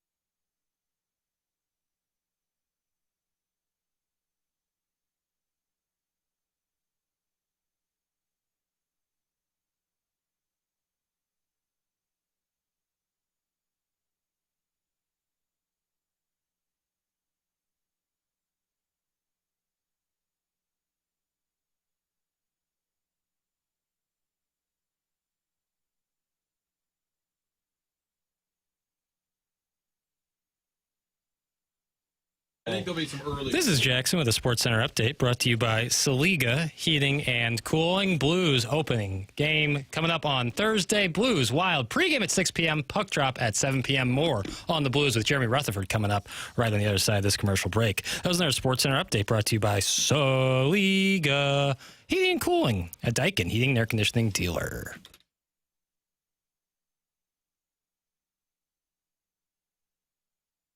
Alive, hard hits on the ice, we thrive, we thrive. Cold beers flowing, the crowd's in sync. The arc shines bright now, stopping thing. Let's go Blues, the roar begins. Stanley Cup dreams, we're born to win. The Blues are back, no time to lose. Feel the rush, let's go Blues. Let's go Blues, let's go Blues. Let's go Blues, feel the rush. You like this one, though? Of course. This should be playing when they step onto the ice at the beginning of the game. Jeremy Rutherford's in studio with us, presented to you by Mark Hanna of Evergreen Wealth Strategies. Mark is online at evergreen-ws.com. He is a wonderful person, number one, and a wonderful financial advisor also. And you can call him and somehow feel better about your financial situation and the world with one phone call at 314-889-0503.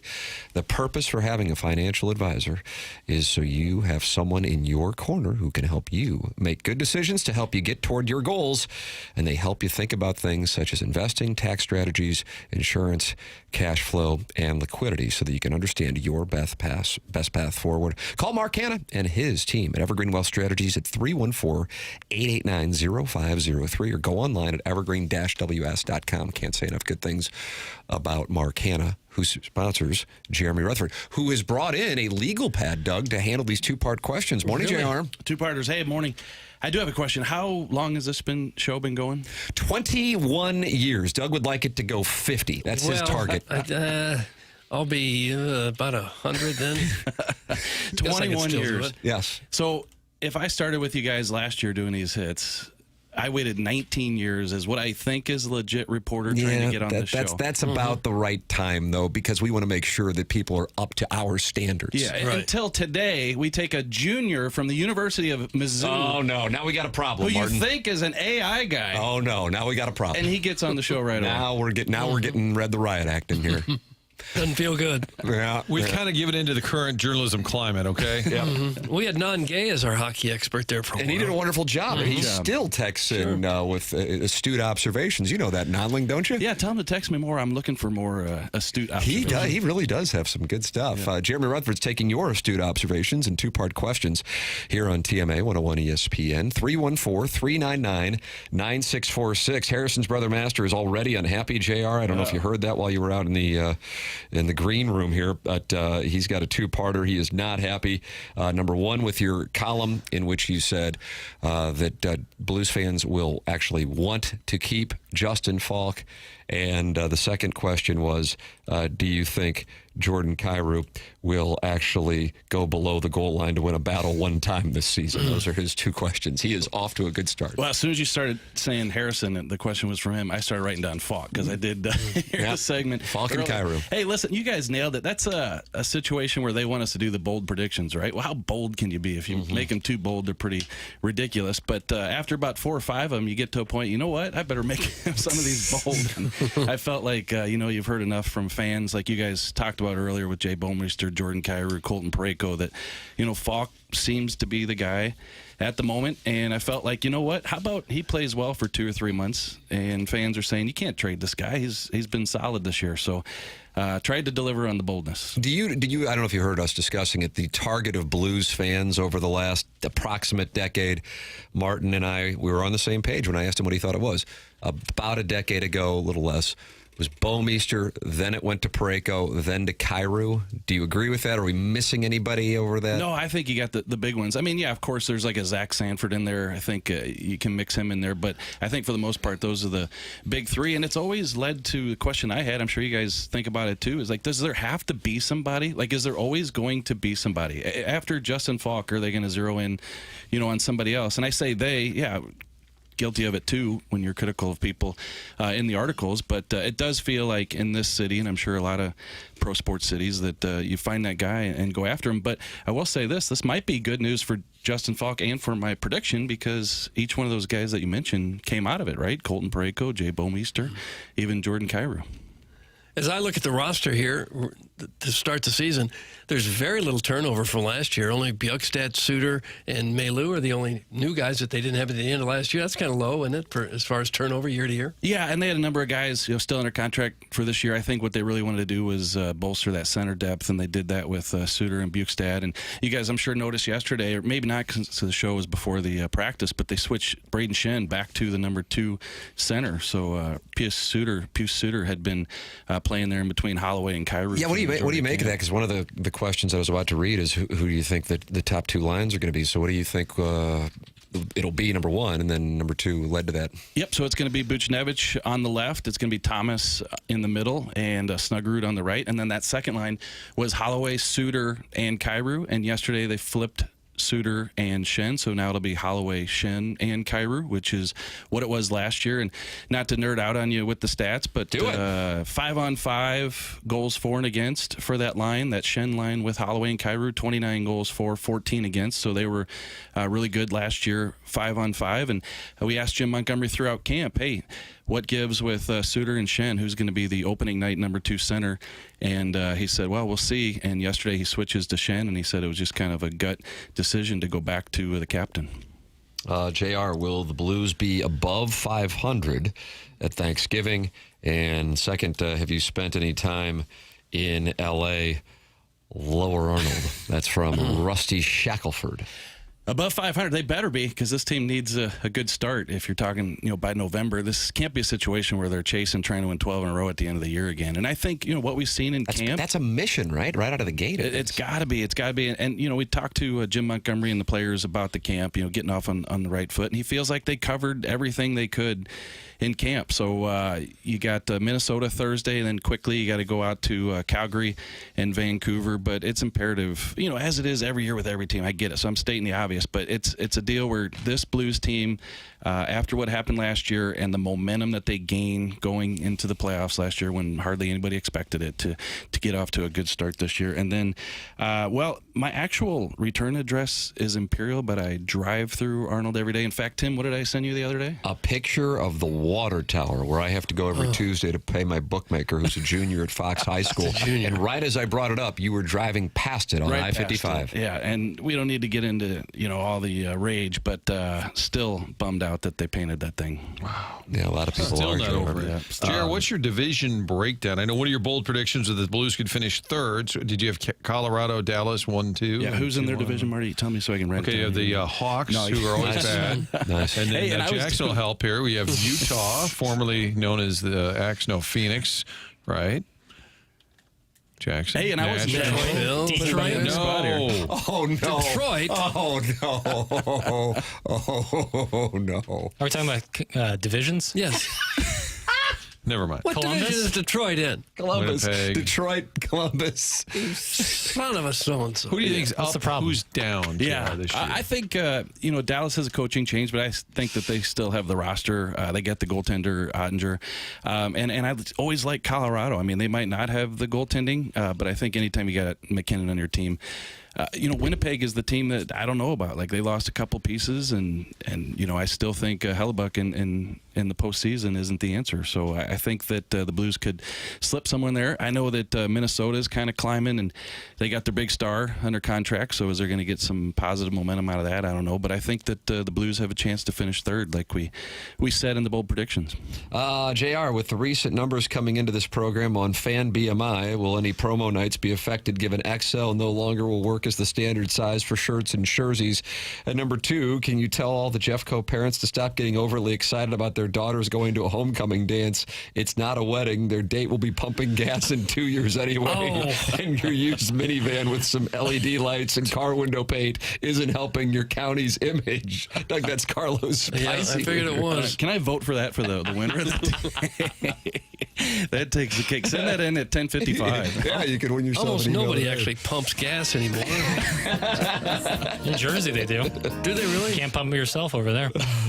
Well, with the promos, maybe I'm the only guy here in the room that did bother growing up, because they would always, the Cardinals would flip me the jersey, and I was like, what am I going to do with this?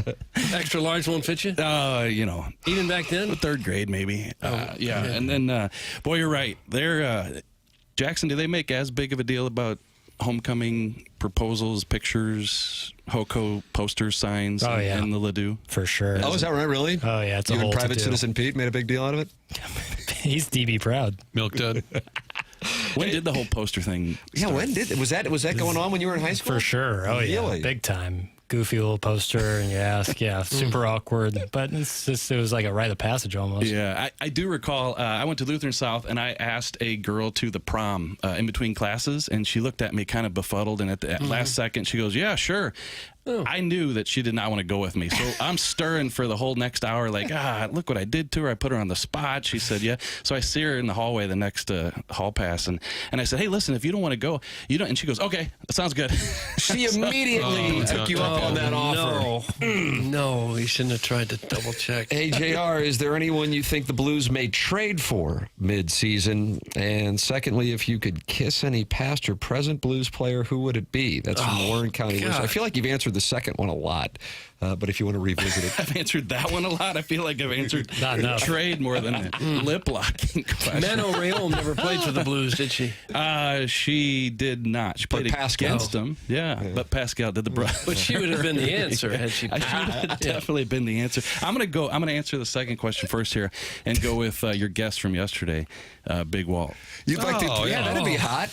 Wouldn't mind having a Davenport for that. Late night at O.B. Clark's after a couple pitchers of beer. It probably has happened. Yeah, some dirty wings. And then trade for, like, nobody in particular, but I feel like Doug Armstrong is going to be in a position where if this team is contending at the trade deadline, I think they'll add. They're going to have some extra money with the Krug LTI, and I think if they get into February, March trade deadline with a chance to bolster that roster, I think they're going to try to get a forward probably.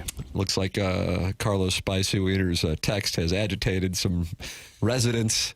You can tell Carlos that mother is getting excited about their daughters going to homecoming dance is in every county, not just Jefferson County. He might want to do a little research piece sitting in his basement on his computer. That's in the 573. Gosh. So Carlos Spicy Wiener now is in the crosshairs.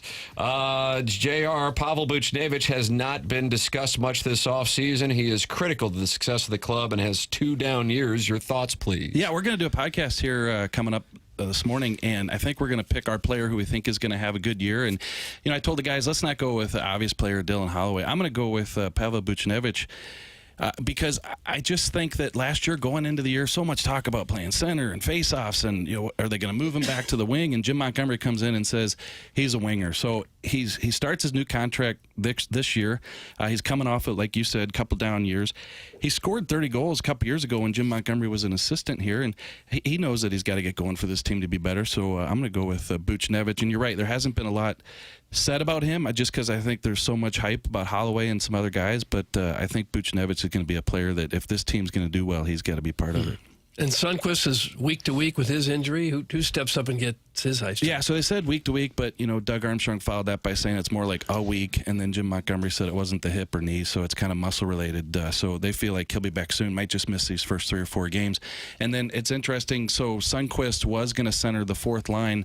Now it looks like Nick Bukestad will come from the 3rd line down to center the 4th line, and Matthew Joseph will slide into that 3rd line right wing spot. Will Logan Mayu get any votes for Rookie of the Year? And what section is the farm truck brisket mac and cheese in? Thanks, big boy. That's from Mahomes' long body.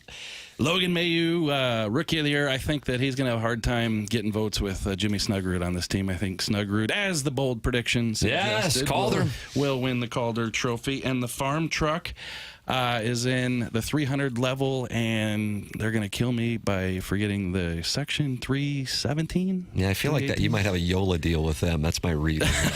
You're probably right about that. Are you going to hit it tomorrow night to start the season? You know it. Yeah, Is that was that crowdsourcing that I was asking? I think that is crowdsourcing. JR walks up and says, there'll be no charge. That's exactly You may have right. heard me mention this. Two-parter, does Holloway still have the voice of an angel, and is Falk on the third pairing of a championship-level team? That's from the salty bald dad from Caseyville. Yeah, I think, Jackson, you probably have the hots for Holloway, don't you? I mean, you're the guy who... First Walt and now this. I like Dylan Holloway. Yeah. He does fit into that category of... There goes the Chicago job. You can't have this weirdo up here, hitting on Bedard or nothing. Are you really moving? I got 3 texts on the way here. Yes. There is a lot of concern to the point that Jackson's now responding to the text asking if he's moving to Chicago. No, I'm not. But that's, again, it warms my heart. But look at him, Jay. Look at him, how he's dressed there. Yeah. He looks Very great. suspicious. Looks great. Sound story today. Yeah, looks good. They're going to be happy with you. I asked him, Martin, in between breaks there, I said, if I request Jackson for Saturday at 11:30 this Saturday, could I get Jackson as my sound story? Unavailable, yeah. He's off the calendar. You know where he's going to be? He's going to Columbia officially. No. Look at this What guy. a hotshot, JR. Yesterday, I was crowdsourcing and said, would anybody out there invite Jackson to go to the game with them? The Mizzou game. Bama, Mizzou, just a ticket. Get into the game. He said, I can only go if there's 2 tickets. Yeah. And he had offers I guess one. Yeah, I mean, I guess loyalty is lost on some folks. Wow. Gosh. You know, Man. loyal to my friend. Oh. Couldn't be sorrier. Actually, I could be. I'm not and sorry now at all. you ended up with 2. At least. We don't even know what's going on You here. get a whole section. Out of nowhere, a compliment from Harrison's brother Master. Holloway is very good looking. Oh, how about that? Christmas. Turning the tide. Yeah, all of a sudden. Look at this. Let's see. Hey, JR, I'll be in section 330 tomorrow night for the game against the Wild. Do you want a lady in the tramp those nachos, boy? Also, when can we expect Bud Ice to be back on tap in the arena? That's from the River to Perry yacht captain. I'm not up on the lingo, so you might have to define Lady Trump those nachos. before I Lady and the respond. Tramp, a wonderful Disney film, and I believe they split some spaghetti on a date. The dogs. 2 dogs Oh, I eating got you. Yeah, so spaghetti they're on the kinda side of the slurping it table. together, yeah. And one Okay. noodle came like right between their lips. No, I've never shared any food with anybody ever, so I don't want to start now. It'd be hard to do that with nachos. It's section 306 for the farm truck. Actually met JR's son and his buddy there last year about an hour before the puck drop, and he's a very polite young man. That's from Ian LaPerriere, Oh, Lappy. that's nice. Lappy. Yeah. Lappy saying hi. No, yeah, we've brought my young guy a few times, and he's got this cool little suit that he throws on. He thinks he's Joe Reporter. Really? Yeah. Does it really? The only problem is he thinks he can go every night, so I'm leaving at about 4:35, or leaving the L.A., and I got the little guy saying, "Dad, I'm going with you, buddy. You can't. You don't have a season pass here." It's just But he goes to a lot of games? Goes to a lot of he games, loves yeah, it, and yeah. he plays, right? Yep, plays hockey. He's quite a player. I know you're not going to say it, but I've heard tell. I've heard tell. Yeah, he was on the phone last night getting messages from the gals, so I think he's on his way to trying to be Mr. Cool with the hockey and the How old is and he? the hockey scene. He is 12, Doug. Oh, is he? 6th grader? Yeah, 7th grader. Yeah. Oh, boy. I guess. Prodigy. Yeah, at 12 in Jeffco, if you can read and write, they move you up a couple grades. Wow. Doug is weighing in. Unbelievable. Yeah, sting. Will Holloway get $9 million and Broberg around $7-8 million? That's for my shade, my balls for this, Sierra. That depends. When are they going to sign those contracts? That now, or is that at the end of the season? Yeah, I mean, did the market get a monster reset out of St. Paul, Minnesota? Yeah, but I think Not for these gentlemen. Right. But yeah, you're right. When a guy signs a contract like that, it raises the tide of everybody, right? So I think that Holloway, after what he did last year, let's say he signed it today, I think he's got to be a $9 million player, even though he just did it 1 year. But he's going to want that because he knows that if it's a 5, 6, 7, 8 year contract, that numbers are going up. So if he scores, let's say 33. I think that, what I said in the bold prediction, yes. I think he's a guy who, is he a $11 million player? I think that's possible too. And then Broberg, he's back on defense, but I think there's just a ton of potential there. And I think what he can do offensively and defensively, he's going to put him in that $9-10 million category as well. Well, what'd you think of Connor McDavid signing 2 years for like $12.5 million? Crazy, isn't it? Yeah, I mean, everybody's kind of already said it, that he just wants to win, right? But, my question that I had, Doug, was, what about all the players union out there? Yeah, I thought that too. I bet they weren't happy with that. Yeah, they want him to push it and get it up to $18 million. But I think all the respect that people have for Connor McDavid, they realize why he's doing it. And good for him. But yeah, I'm sure he can dig into his couch and find that other $4 million. That's kind of what he said in an interview. He says, I'm not going to have any trouble finding food or anything. Right. I just want to play here. Yeah, God bless. I love that kind of crap. Please ask if Falk is fully healthy to start the season. It's from the 314. Yeah, I think so. I mean, he's looked fine out in practice, and I know he's been nicked up the past couple of years, but no reason to believe that he's injured at the moment. JR, I know you're going to shoot the Last Minute Blues podcast. I was told 9:25 hard out, kind of in a demonstrative way, too. Oh, were you? Who said this? Little Jackie Papers of Chicago's 670 The Score. Yeah, we'll get out and head down there and do the podcast with Donnie and Alex, and hopefully Doug will give it a listen later when it publishes. Yeah, oh, absolutely will, yeah. Are you pissed at Doug for that Jeffco 12-year-old thing? I love it. Sounds like you're furious. Yeah, and Carlos, too, right? Yeah, Carlos Vicey winner also. JR, always enjoy the conversation. There he is. That's Jeremy Rutherford, presented to you by Mark Hanna of Evergreen Wealth Strategies. Miss any of the two-part questions, go back and watch on YouTube, TMA STL YouTube channel. Open up the app and open it up, and then you can participate in the Michelob Ultra YouTube chat as well.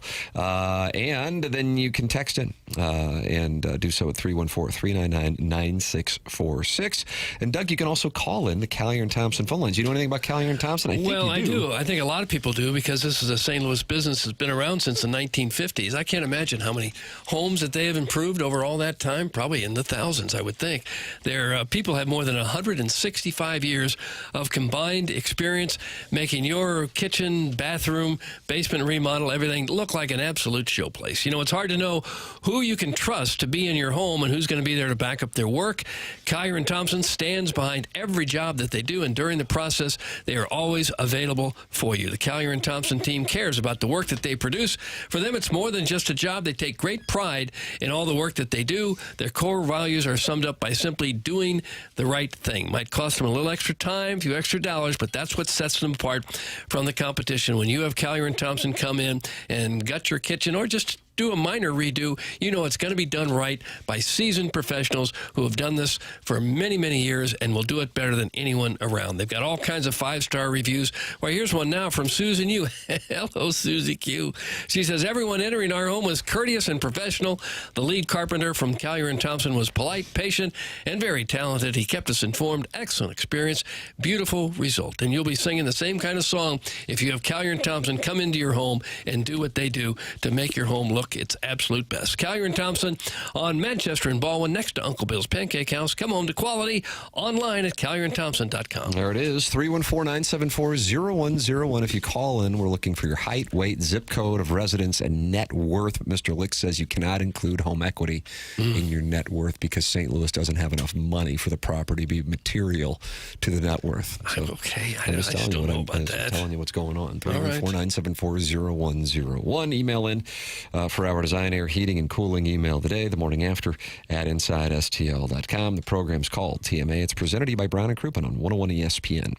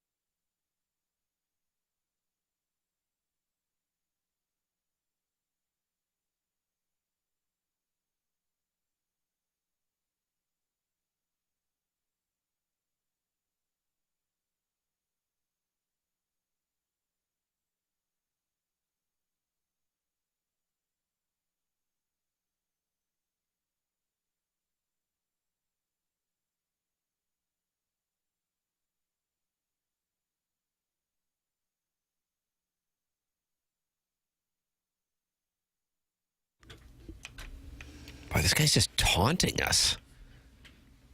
Great song.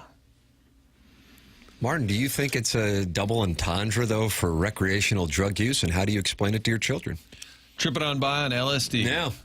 Lake Shore Drive, which is in Baltimore, Cleveland, Chicago. Oh, papers. You're doing it to us. Drove on it when I went up for that wedding. It's a gorgeous drive. Oh, yeah. During the Kansas game. This would have been just an hour before the Kansas game, yeah. What's the most gorgeous drive in St. Louis? Going up Market and seeing the arch is pretty cool, I think. All right. I like that one. Going down Lindell, Forest Park on one side, gorgeous. and the mansions on the other. It used to be like really good. When it was like super tree lined, it was great, but the tornado took care of that. I think it's Tam and Nottingham. That's the best drive. Well, in the shadows of Francis Park. Okay. And the St. Gabriel. Hampton, when you could see a radio show right through the window. That's right. With Go dancers. Jinx, Coke, rails. Craziest thing I've ever heard. It did happen.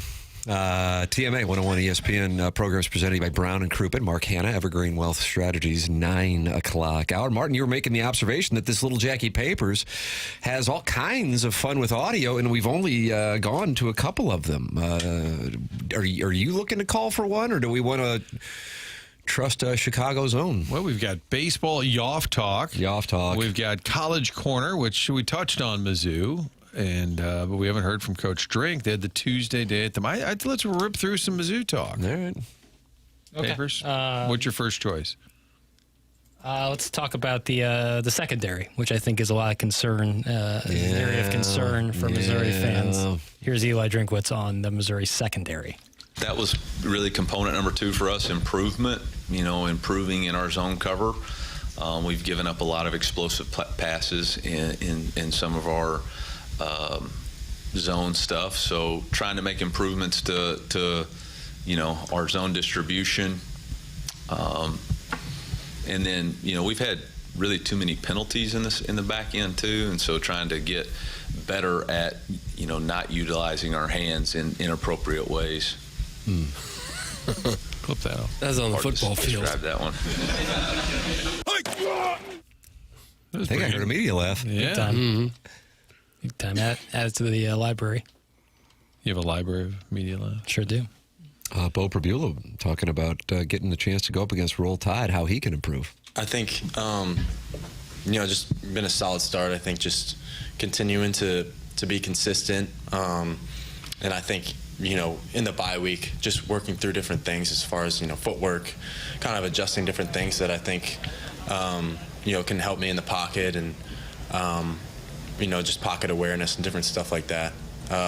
There's always a lot of things to improve, even when, games go well. There's always a lot of things you can take out of that. So having 5 games so far this year to kind of nitpick and see different areas I can improve was good for the bye week to kind of, take a step back and kind of focus within to see how we can improve.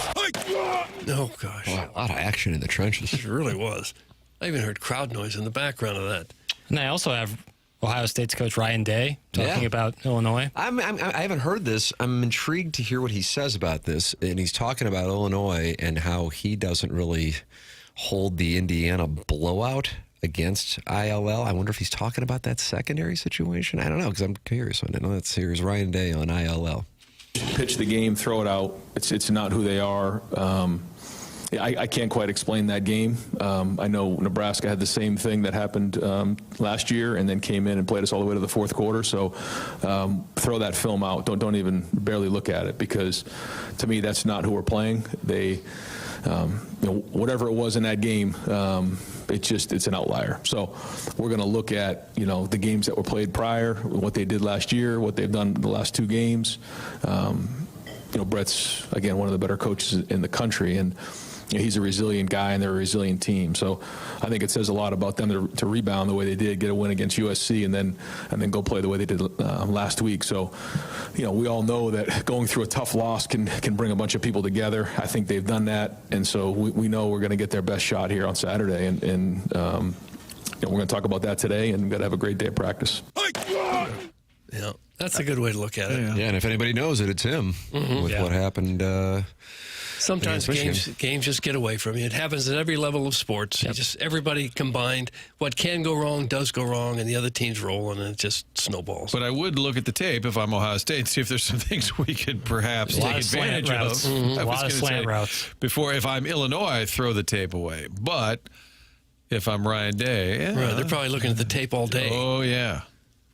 I think Illinois is a damn good team, and I think Ohio State's going to have to bring their best. Numbers at 14.5. That's too high. Too many points. That's too high. They're second. The reason for at least the level of the blowout in that game, and it's so important, especially if you're gambling. But with this being our job responsibility, is I mean, was it 6 of 7 members of their secondary were out? Yeah.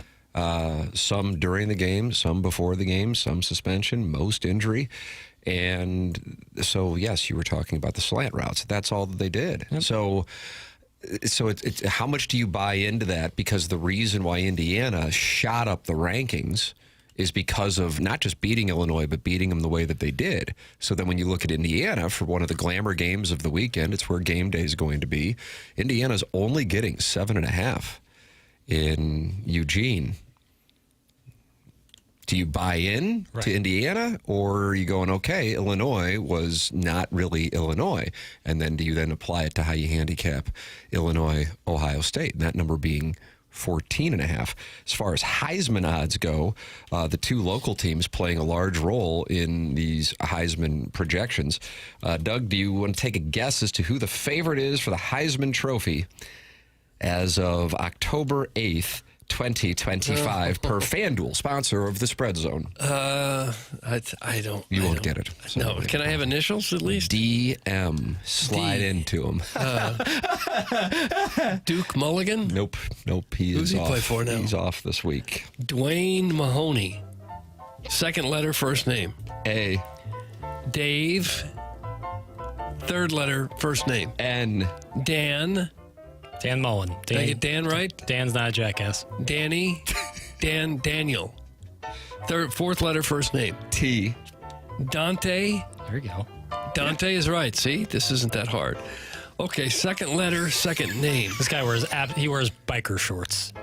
His football you like a man in biker shorts? Biker doesn't shorts. give me the letter though. M-O. Dante Momo. Dante nickname. Montgomery. Third letter, please. Oh. Dante Moo. I knew you were going to go there. Dante Mooligan. Dante Mooligan. This is the favorite for the Heisman Trophy. Okay, fourth letter, please. R. Dante Moorman. Dante Moore. He's playing for BYU. You're doing too much. Dante Moore. Fifth letter, please. E. That's it. This is all I have. Now we're spelling. Dante Moore? Yes. Okay, that wasn't that hard. That was easy. Okay. You got it. He's plus 500 to win the Heisman. Okay. I think this is the most wide open Heisman race I can recall in recent memory. Probably. Yeah, for sure. Dante Moore, then Carson Beck, Ty Simpson. So if Ty Simpson's the favorite on Sunday morning, Jackson, things did not go well for you and Mark. No, it did not. And then for ILL, Jeremiah Smith is fourth. Hardy's not in there anywhere? You got to do some scrolling to get to Ahmad Hardy. John Mateer at Oklahoma is plus 1,000. Courtesy of Illinois, no question. Fernando Mendoza, Indiana, is plus 1,200. Julian Sayin, Ohio State, again, impacting ILL this weekend, is at plus 1,600. And then we do a little scrolling, not much, though, to get to some local fun and games. Bo Prabula is actually above Ahmad Hardy. He is plus 3,300. And then we do a little scrolling. Jeremiah Love, fire up, Martin. He's at plus 5,500. I would buy into that being a value play because look at you. I got a smirk there from you. Because they're going to rack up some numbers. You better believe it, and they've got to. Yeah. And they've got a favorable schedule. It's the running back thing that would always just give me trepidation. But any year ending in 5. Yeah. And I think that's, they do give it to running backs. But the fact that Derrick Henry, 15. Reggie Bush, 5. Eddie George, 95. Yeah. 85, Bo Jackson. Yeah. Just the fact that Prabula is probably, twice. His odds are twice better than Ahmad Hardy, even though Hardy is I think most would agree, has had the way better seasons as to this point in terms of stats. I just think the running back things would give me trepidation. Like Mendoza being way ahead. Like Mendoza, I would short that play all day. You think he's going to find out what it's all about in Eugene, Oregon at approximately 12:30 Pacific in the rain, brother?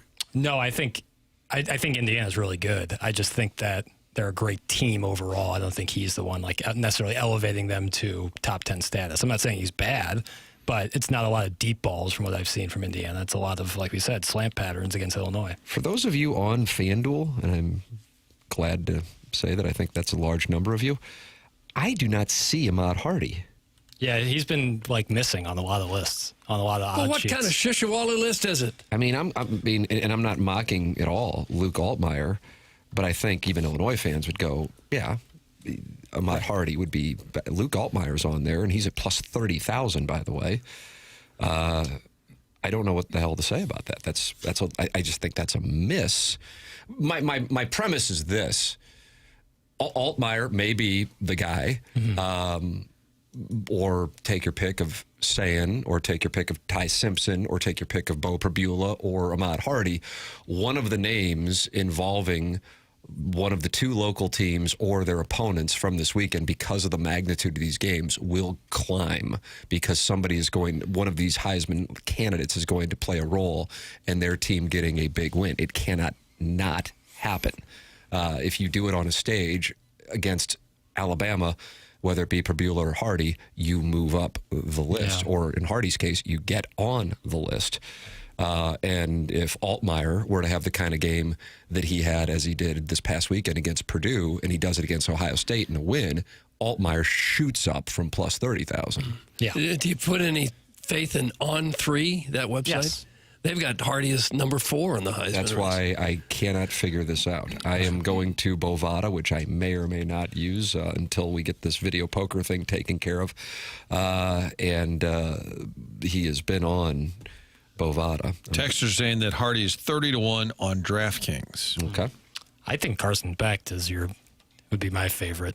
Flacco Beck or Carson Beck? Carson Beck. My kind of a apologies. Chase Daniels moment there. Couldn't be sorrier. Carson Beck. Boy, Martin. The Alliance are going to have an emergency meeting minus one of the people in the Alliance. Carson Beck. He's a known name on a team that I think has a real chance of going undefeated, and their offense is super dynamic. I would bet on him. I agree with you on it. I don't know if I think he's the reason, but he is the quarterback of the team that, I mean, I was short in the Miami stock, and I just have to go, okay, I think I was, I mean, at what point? They beat Notre Dame, they beat USF, and USF beat Florida, who they also beat, and then they go into Tallahassee, and they win in such... Smoked them. They did. I mean, I know if you just look at the box score, it doesn't look that way, but what was it, 28-3 or something like that? Yeah, at one point, yeah.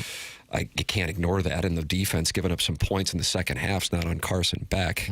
No. Again, I don't know if he's even the best player on his team, but I think that would be somebody that I would take a look at if I were. And one that I would say is one that is a name that plenty of people probably wouldn't be familiar with, but if they continue to have success, is a guy who wasn't even the starter a month ago, Trinidad Chambliss. Ole Miss. Oh, you know about Trinidad Chambliss? He Yeah. is fun to watch, and they are a good team, plus 1,600. So Ole Miss is good, man. You believe in Hotty Toddy? Ole Miss in Missouri, SEC championship game. I think that would be awesome. I think that would be like if you're like a parody person, like you're looking for parodying college football. And if you're single and you're wanting to go and see some fun and games in Atlanta, how do you do? That too. It's a twofold reasoning why I think it's awesome. I think that would be a perfect kind of SEC And the championship. second fold is that it's good for singles? That's correct. Sure. Singles are people who are just looking to get after it, you know? they? Yeah. Okay. But you wouldn't go as a single. You'd go with Mark. It's always in Atlanta? I do that. According to Bovada, for the record, Ahmad Hardy is plus 3,500.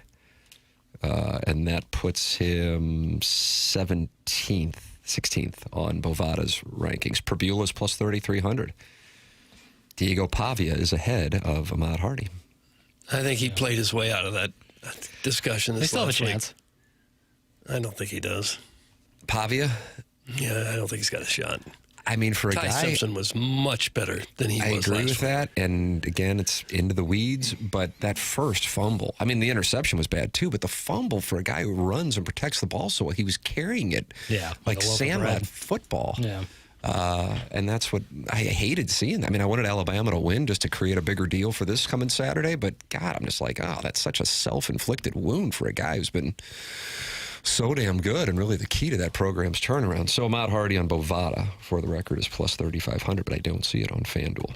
Ideally, it's on FanDuel on Saturday night because that means things would have gone well for the Fighting Tigers. You're welcome to get involved on the program. 314-399-9646 is how you can text in. You can talk it over in the Michelob Ultra YouTube chat, youtube.com/TMASTL. Chairman Kurt is in there. If Grandpa watched a little more ball and a little less Golden Bachelor, we wouldn't be in this position. I don't know what that's about. But what do we got going on here? That was just during the guessing game. I just am frustrated that he can't name the Heisman frontrunner, but he could probably name the Golden Bachelor and all the contestants. Oh, well, some of the contestants. Certainly Mel Owens is your Golden Bachelor. Is anybody there for the wrong reason? It appears there are some. Mm-hmm. And the names of the contestants. We have Mildred. I think Gladys is on there. Agnes. Irma. Blanche. Yeah, they got in a lot of trouble when he said he wanted someone like 40 to 50, and he's 66 himself, so created quite a little firestorm. But I think he's over. I think he's weathered the storm. Dante Moore, I don't know if he's weathered anything or not. Where's biker shorts? And you like a gentleman in biker shorts. I don't really care one way or the other. I don't really understand the whole I have to wear spandex when I ride a bicycle. Aerodynamic. I don't really get I'm that. telling you, if you want to avoid any trouble, do not go after the cycling community. Yeah, it's... Well, they can cycle like the Dickens. I don't care. I just don't know how much time they're trying to cut off their splits by wearing spandex instead of regular shorts. Are you being for real right now? Yeah. It's not about the time. What's it about? Chafing.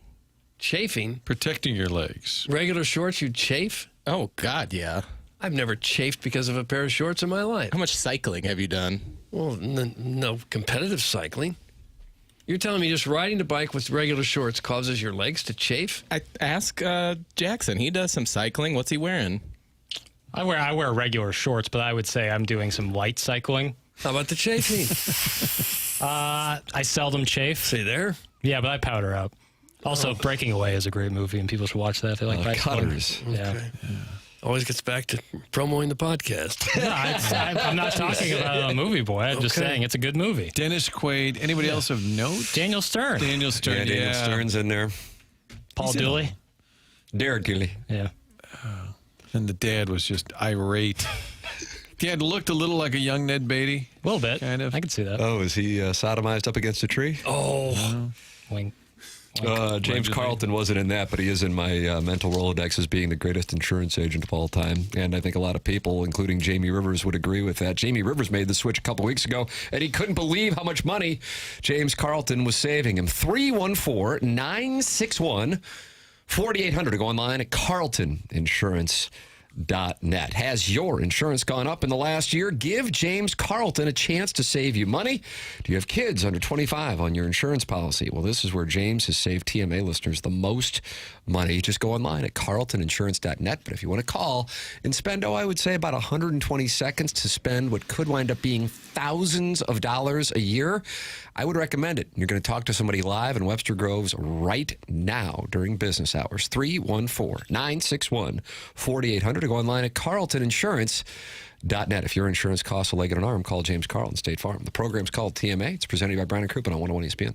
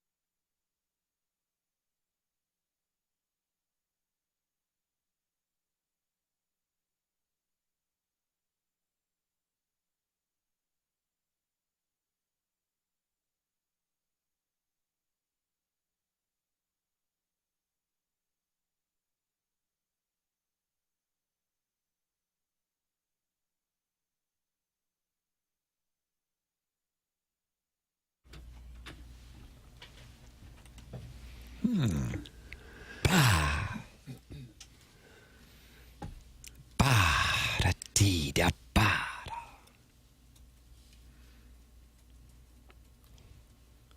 Ba-dee.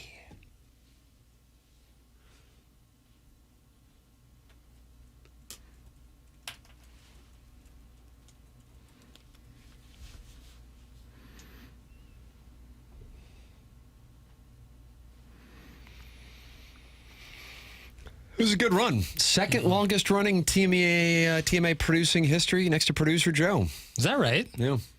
Was Joe on again off again? Wow. No, he was straight through. Well, you're right, Martin. He did get terminated for telling the general manager to go F himself. That happens. You kids out there, take heed.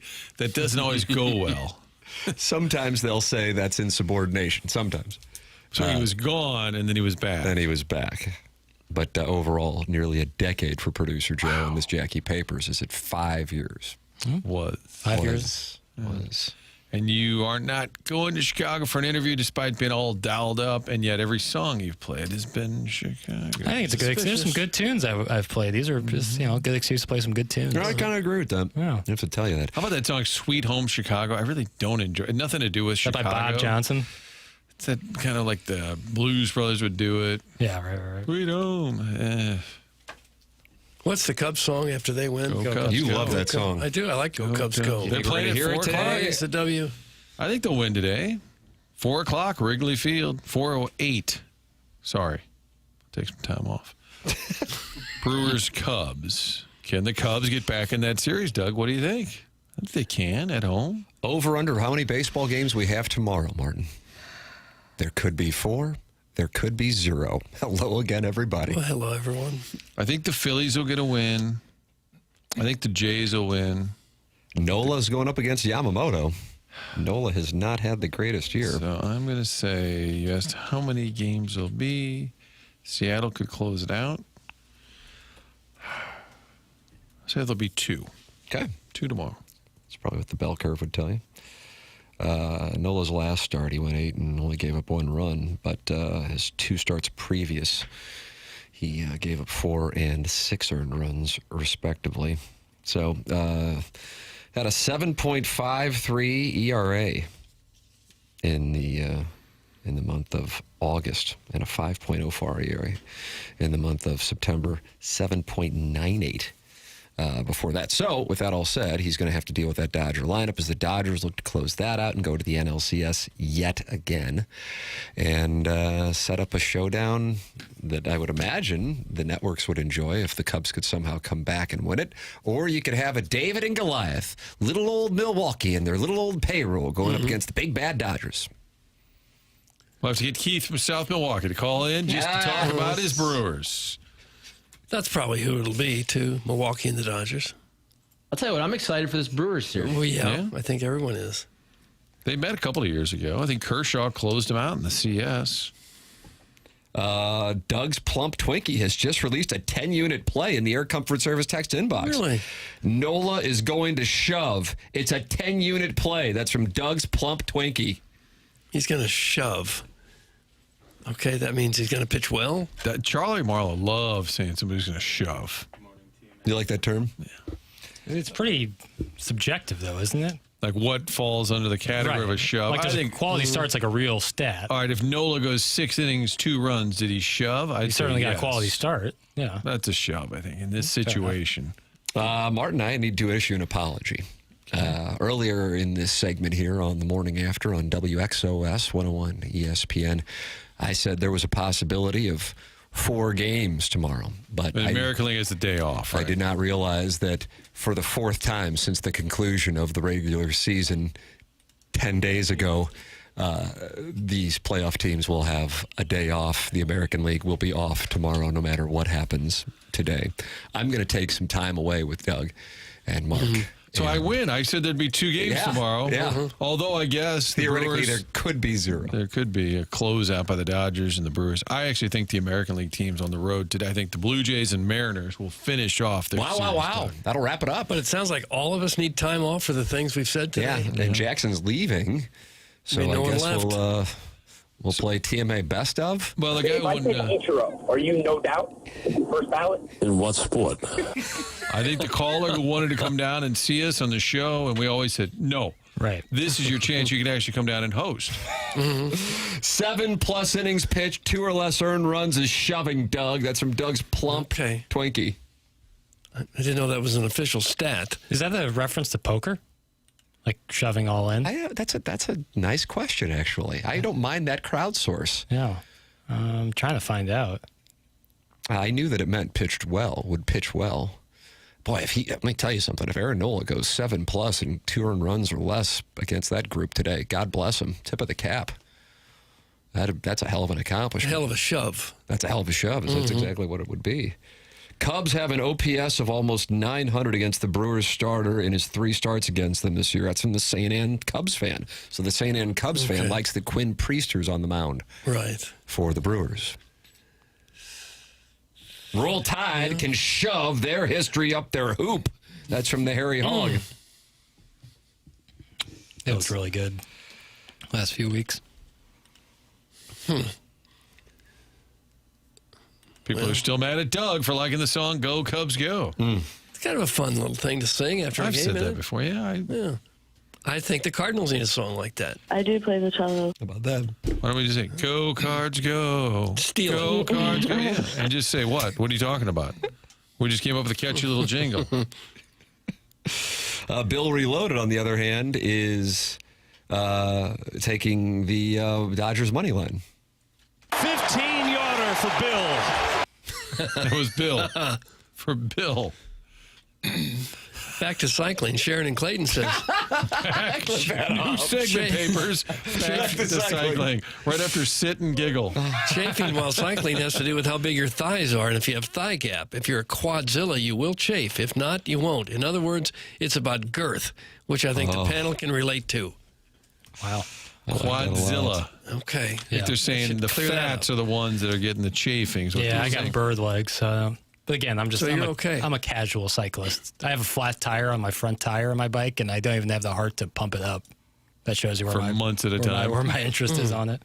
No, I mean, I've been doing it a lot recently. It's beautiful weather for it. Cycling? Oh, yeah. It's when it's really hot out and you go downhill, it feels amazing. Do you get annoyed if there's a cyclist in the street right in front of you on a road? As long as they're like aware and they follow traffic rules, it's always fine. What if they're going much slower than you would like to then go? You pass them when it's safe. What if there's no room? Well, then you wait, I had one on Olive Road the other day coming into work.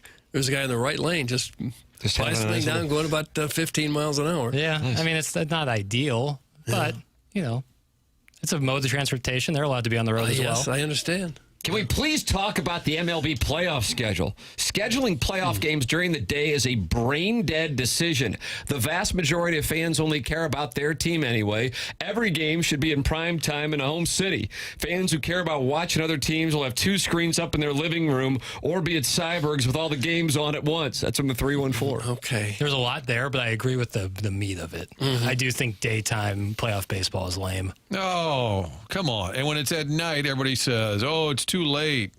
Everybody's going to bed. What about the old days? There's a happy medium. 7 o'clock is that's a fair time to start a sporting event. 8 o'clock, you're getting a little late. 9 o'clock's too late. But you got games tonight at 6 and 8. Do you want them all at the same time? You got 4 games today. One's at 6, one's at 8. Yeah, I mean, I get That's from enough. the TV networks, they wouldn't want them at the same time, but for viewer experience, I think it'd be better. But if you're a Tiger Mariners fan, and granted, you want as many people watching, but if Detroit, Seattle, they're tuned in. They don't care if they play it at noon. I think the day baseball, it's part of the playoffs, man. Come on. I get it, but... Now, do you need time off, too? No, I stand by my stay. Like, what about if do you work? If you have work at 3 o'clock game? Nobody works. Right. Then I retract my statement. So you are going to take some time away. Yeah. Martin Show. What was I supposed to do? Doug, I have to tell you, I'm a little surprised, but I'm delighted to see that a lady who I believe would be, I guess, in her 80s, just sent me an email and says the following. Hi, Tim. We listen to your show every morning and love it. This morning, you were talking about coaches getting fired after losing to Mizzou. In addition to Dan Mullen getting fired the day after, Dearly was fired from Tennessee the day after losing to Mizzou in 4 overtimes in Tennessee in 2012. DGB caught the winning pass Frank Solich was fired after losing to Nebraska in 2003, after losing to them for 25 years, I guess after Nebraska lost to Missouri. He was fired after that game? I didn't remember that. I know we're going back a long ways here. The infamous night we all walked up to Harpo's carrying the goalposts up there and cutting it apart in the streets.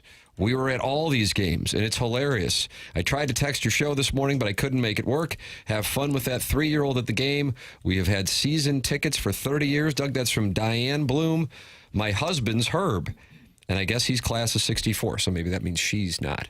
Huh. But either way. Okay. That's awesome. How about that? What a sweet message. I was speaking with her on the phone lines, and is that right? I accidentally disconnected her because we had another call coming in, and I was trying to figure out a way to get her Possibly have back. 2 So, calls at once. Diane, if you're listening, I would love to continue the conversation. Call back in. Okay. So sweet. Yeah. And that was Haim's mom? That's correct. Okay. That's correct. Very It's nice. probably part of onboarding, I think. Martin does have onboarding coming up here. 10 o'clock hour is upon us on TMA. Email in for our design, air, heating, and cooling. Email the day, the morning after at InsideSTL.com. Hey, Jackson, is it true you're leaving TMA to become the GM of the Cardinals? That's from Doug's Lost Remote. I don't think I would do a very good job at that. All right. No, I don't think I'm built for it. No, it's like a dream job. Would you scold people on Twitter when your team wins, though? like to dunk on them? No. Focus on the goal, not necessarily the wins, the little wins you can have. Look at this on Twitter. How about that? Because they don't put banners up for dunking on someone with 80 followers. Well, they may, the way the Cardinals have gone the last 3 years or so. Yeah, great social media year. Put the banner up. 8,000 likes. How about this? If Jackson heads to Chicago, it would be the reciprocal to Brock to the Cardinals. It cannot happen. That's from so nice. Raptilkus. I'm not going anywhere. I just, But the appeal is still there. I guess. I love it here, man.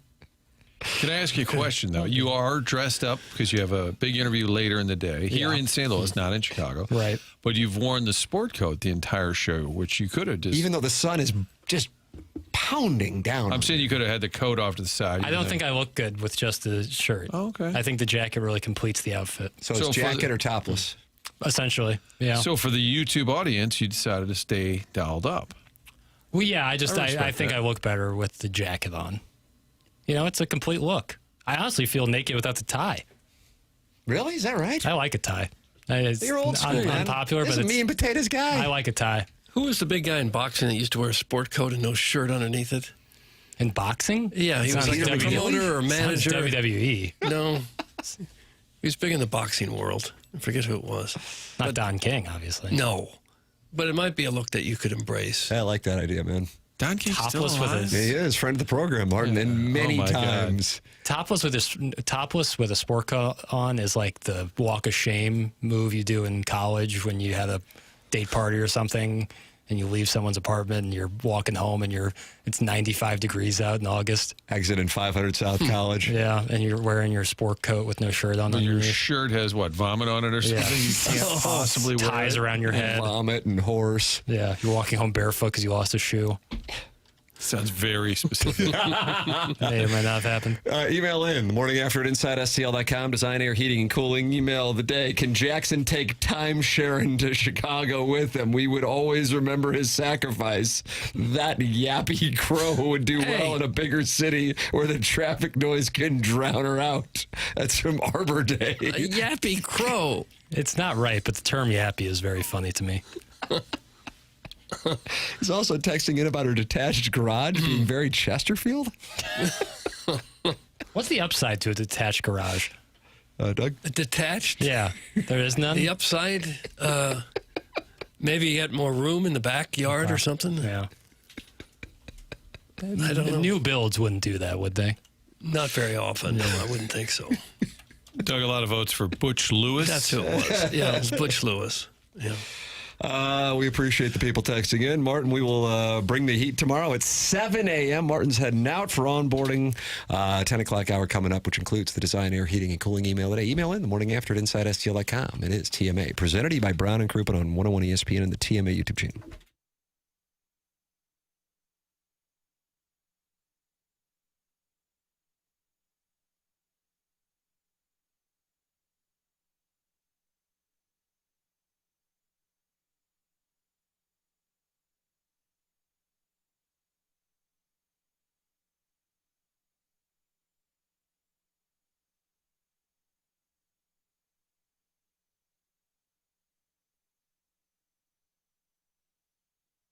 Hey, this is Tim McKernan. It's October, and this is when the weather really starts to shift. The mornings are crisp, the evenings are cooler, and before long, those chilly fall breezes will turn into full-blown winter winds. If your home's already feeling drafty or your energy bills are creeping up, now is the time to do something about it before the cold really sets in.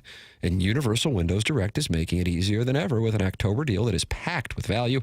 Right now, buy 2 windows, get 2 free with no limit. Plus, enjoy 0% interest for 3 full years. And to top it off, get an extra $500 off your entire home improvement project when you schedule this month. So while you're swapping out your wardrobe and breaking out the jackets, go ahead and prep your home for colder weather too. Call 314-334-2522 or visit universalwindowsdirect.com to schedule your free in-home estimate. Buy 2, get 2 free, 0% financing for 3 years, bonus $500 off. You'll be glad you did. And just like me, you'll be saying, I love my windows.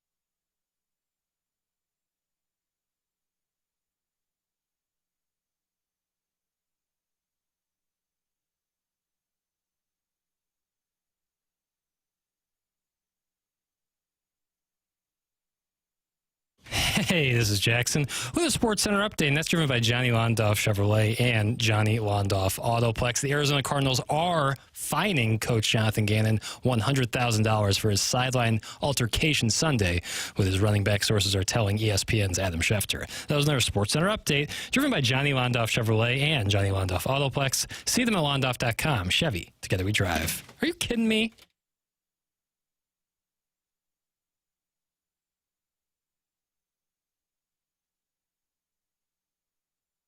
This guy's just dunking on us. You know, when Gangster Pete left, he didn't play trash truck songs. He spit at 16. He wrote down like a freestyle rap. I remember it. I was there. Yeah. Was that December 2020, Doug? Yep. It would have been December 4th. Is it December 4th? December 4th, 2020, and then he peeled out of the parking lot as fast as he could. Somebody's upset that whoever made fun, I guess Arbor Day made fun of detached garages. Mm-hmm. Less of a fire hazard with a detached garage. So that's why people do it. Well, it could be true, yeah. That's from Fastlane. I have a carport. Right, and carports. Virtually no fire hazard because there's nothing there on the sides. Worst case is you lose the roof of it, but you'll be all right. Yeah. But it's great for your neighbor's property value. Right. 314-399-9646. That's how you can text in. And then you got that Michelob Ultra YouTube chat. I haven't spent enough time in there today. It's season. MD 2020's in there talking with Kitty Bates, who's talking to eggplant emoji, who's talking to Spicy So. Or did you say Sow? I usually say Sow. I haven't had General Tso's in a while. Maybe I'll get General Tso's today. I don't order that. Sometimes it comes out real spicy. I wouldn't mind that, and then wash it down with some waffle fries. Right, dip the waffle fries in the sauce. You can't get decent waffle fries at a Chinese restaurant. Why not? What if you go to the Chick-fil-A right next door there, boy? Yeah, you can make 2 stops. Right. Oh, I don't make 2 stops. Well, if you go to In-N-Out, you can't get the fries. I don't care how long Chinese food's been in your car driving home. You get home, it's piping hot. They've revolutionized keeping food hot. They? The Chinese restaurants. Interesting. Wouldn't mind an apology on Twitter. More time off. All I'm doing is praising them. Mm-hmm. This is no matter how long. What do you mean by them? The Chinese restaurants. Interesting. Maybe I wouldn't mind another. Asian American restaurants? Thank you. Okay. Get involved in the program. You can call in. We need your height, weight, zip code of your primary residence. We know many of our listeners have multiple homes.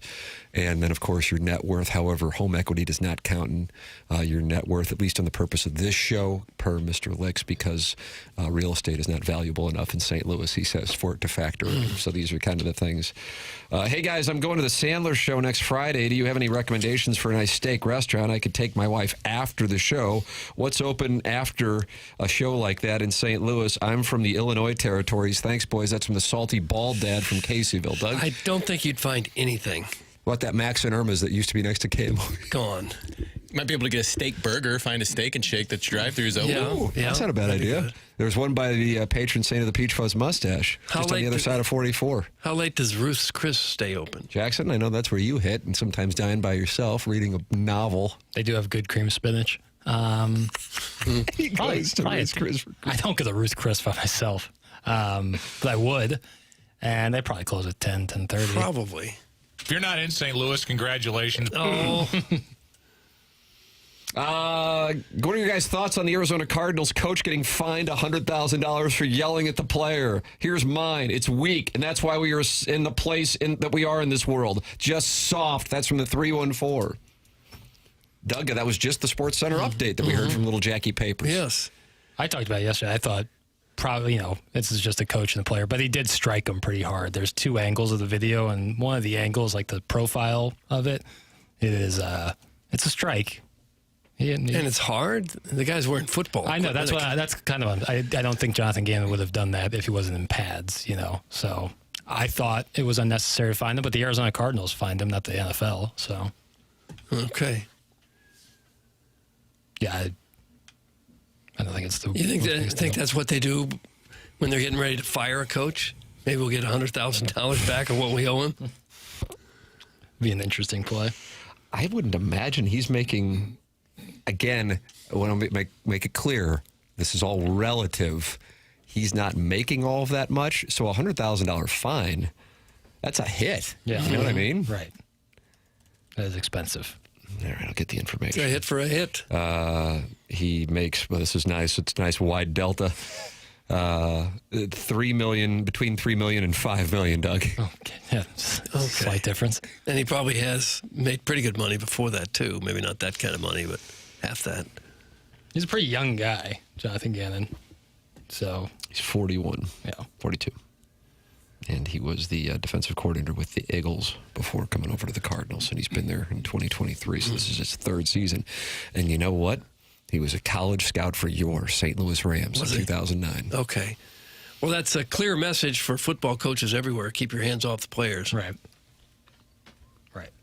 And Woody Hayes taught people to put their thumb hands thrust right underneath it. One thumb up, just like you're calling a batter out or you're hitchhiking. One thumb up right in the Adam's apple. It was just because, the guy picked it off and ran into intercepted. It was just in close proximity. Mm-hmm. He got tackled by the Ohio State bench right in front of Woody Hayes. Yeah. So he had no choice but to give him the thumb thrust. That would really hurt, I think.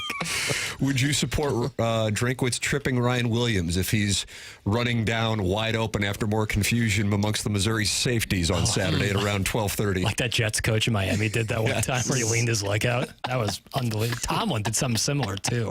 That's really weird. Stay on the sidelines. Let's be honest, Gannon's not actually getting fined. They just announced it to make everyone feel better. That's from the Stubborn Stash. That might not be a bad read by the Stubborn Stash. Yeah, if it's the Cardinals fining him and not the NFL, which that is the case, that could be on the table. Guys, if the Arizona Cardinals start charging access to their putting green, we know they really have some problems. That's from Arbor Day. Yeah, that tends to be a...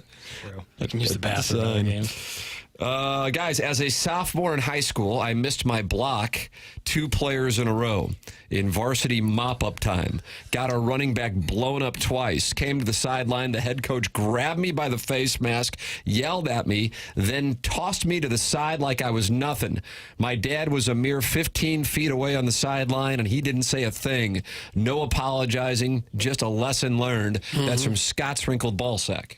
Yeah, that stuff used to happen frequently. Yeah, I mean, we talked about it yesterday, but like every March when Michigan State's in there, Tom Izzo, like a guy comes off the floor and Tom Izzo's just screaming right in his face, yelling people. It's the same conversation happens. And oftentimes the coach and player have a really good relationship, and this is just how they operate. They used to hold back water from you at practice, didn't they, Doug? Oh, yeah. Couldn't get a good drink of water. They didn't think being hydrated was important. Salt tablet? Yeah. Like you're What a are cow? we, cattle? But you can go on up to the top and go to the smokers lounge in the high school. They had a smokers lounge, and we couldn't get water. Trying to get 15-year-olds hooked on tar and nicotine, that was okay. A drink of water for someone who's practicing football in 100-degree weather? No! Get out of that water! You'll cramp up. I'd be happy cramping up. At least I know I'm alive. Would you like a cigarette instead? Yeah, what if that was the option? They would have given you a cigarette before a glass of water. Salt tablet or a dart. Yeah. And when I was in middle school, there were middle school gym teachers paddling kids. Not at North, but at the other one, at Knifer. There was a lot of, everyone said they got paddled by this one gym coach. Is that why they changed it to Nipper? They didn't change it. Still Knifer. Tim, thank you for helping me make some serious dough in betting the Jaguars Monday night. I think when you read through the script and ask why the money line is where it's at on these big games, you truly do come out victorious. That's from the 314. Well, you're very welcome. I just saw Riz in the hallway because we're doing the FanDuel Spread Zone here in 37 minutes with Anthony Stalter of the Fast Lane. And I saw him and I said, hey, you were the big winner this week. He goes, ooh, that's not good. But Riz did. He had the 0-7 week and then the 1-6 week, and he was 3-4 this past week. And that's good enough to win the week on the FanDuel Spread Zone. I went 2-5. Stalter went 1-6. But yeah, I can't help but look at NFL games and go, ooh, that line's weird. That I will pick the opposite. That's how I look at it. But this week, you could do that with Texas giving points to Oklahoma. Weird things happen in the Red River, don't say it, rivalry. Can't say shootout? Oh. And then, but in the NFL, if I see weird things, I don't know what to do with the Titans and Raiders. Holy crap. What a butt-ass festival that is. Yeah. Flip a coin. My goodness. I'll probably just avoid it. Yeah. But yeah, it does work that way in the NFL. I would say about 75% of the time. It's a very strange thing. As someone who may or may not have run a sports gambling operation, in Columbia, Missouri in the late 1990s. There's every chance you did not. Thank you. Mm-hmm. The first couple of weeks, I'd be like, oh, my God, everybody's betting on this team. I need to offload it onto my friend over there in Lawrence, Kansas. And then after a couple of weeks of seeing it not cover, I'd go, this is great. I know this team somehow is not going to cover. It's the strangest deal in the world. And somehow that still holds true decades later. So that's why I was on the Jaguars. Didn't have a damn thing to do with football. Just like, oh, the Jaguars are only getting 3 points from the Kansas City Chiefs on Monday Night Football. Somehow they're going to cover. Don't know how. Just know it's going to happen. Yeah, that kind of insight is provided on the FanDuel Spread Zone, which will be available on the 101 ESPN YouTube channel here in a couple of hours after we shoot it. You're welcome to email in the morning after at InsideSTL.com. Design, Air, Heating, and Cooling email of the day. Doug, you know anything about Design Air? I think you do. Well, I do. I know even more today than I did yesterday because I had the dashing and highly regarded Steve out to my house yesterday to do some maintenance work on the furnace. You know, it's supposed to be in the 40s tomorrow, low 48 degrees, I think. No! Lows Thursday and Friday, so those furnaces are going to click on, maybe, if you want them to. I'll click them on in my house if it's that cold. And you should know that Design Air Heating and Cooling is right there should you have any kind of problem. Even if you don't have a problem, it's really smart to have them come out and do maintenance on your furnace or air conditioner before you do have a problem. That's what I did. And that's why I had Steve out there. He did just a fabulous job. Design Air Heating and Cooling have been serving St. Louisans since 1904 now, more than a century of keeping homes comfortable and customers happy. Seth Goldkamp is the guy there, long-time family-owned business, been working in St. Louis for all these years and doing it right. At Design Air, they believe in honest work. You're never going to be sold something you don't need. Whether you're dealing with the St. Louis cold or summer heat, they have got your back with dependable service and no-pressure solutions. Their technicians are great guys. A lot of them have been with the company for many, many years. They know exactly what they're doing. My little maintenance trip took all of 10, 15 minutes, and he was done. He said, you're looking good. Got it? Blew some dust out of there. You're good to go. It's a nice feeling to know with the winter coming up if your furnace is going to be there when you really need it. Visit designairservice.com. Schedule your service today. Email the morning after at InsideSTL.com for our Design Air Heating and Cooling email today, which is coming up. Compete with the greats, the legends, the morning after at InsideSTL.com. That's coming up. Then BK and Ferrario at the top of the hour, followed by the Fast Lane at 2 p.m. And don't forget Blues and Wild with opening night rally tomorrow at Union Station.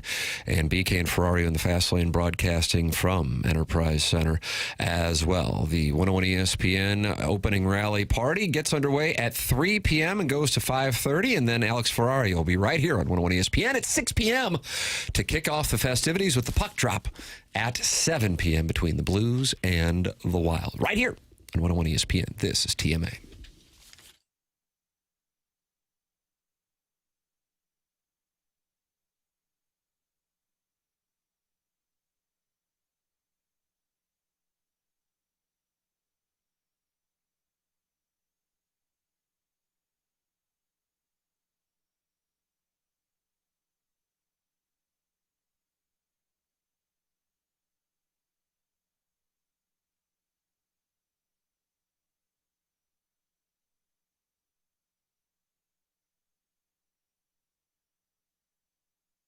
Opportunity here for TMA listeners to make some money. Compensation going to be provided for your time and travel, and your travels to O'Fallon, Missouri, so it's not that far, with what Dr. John Canale is doing with Psychiatric Care and Research Center. He has been in practice for 40-plus years, and 20-plus years have been conducting clinical research trials. Dr. John Canale completed his psychiatric residency at Washington University, where he's also served as the chief resident, and he's doing studies that include anxiety disorder, depression, bipolar depression, and obsessive-compulsive disorder.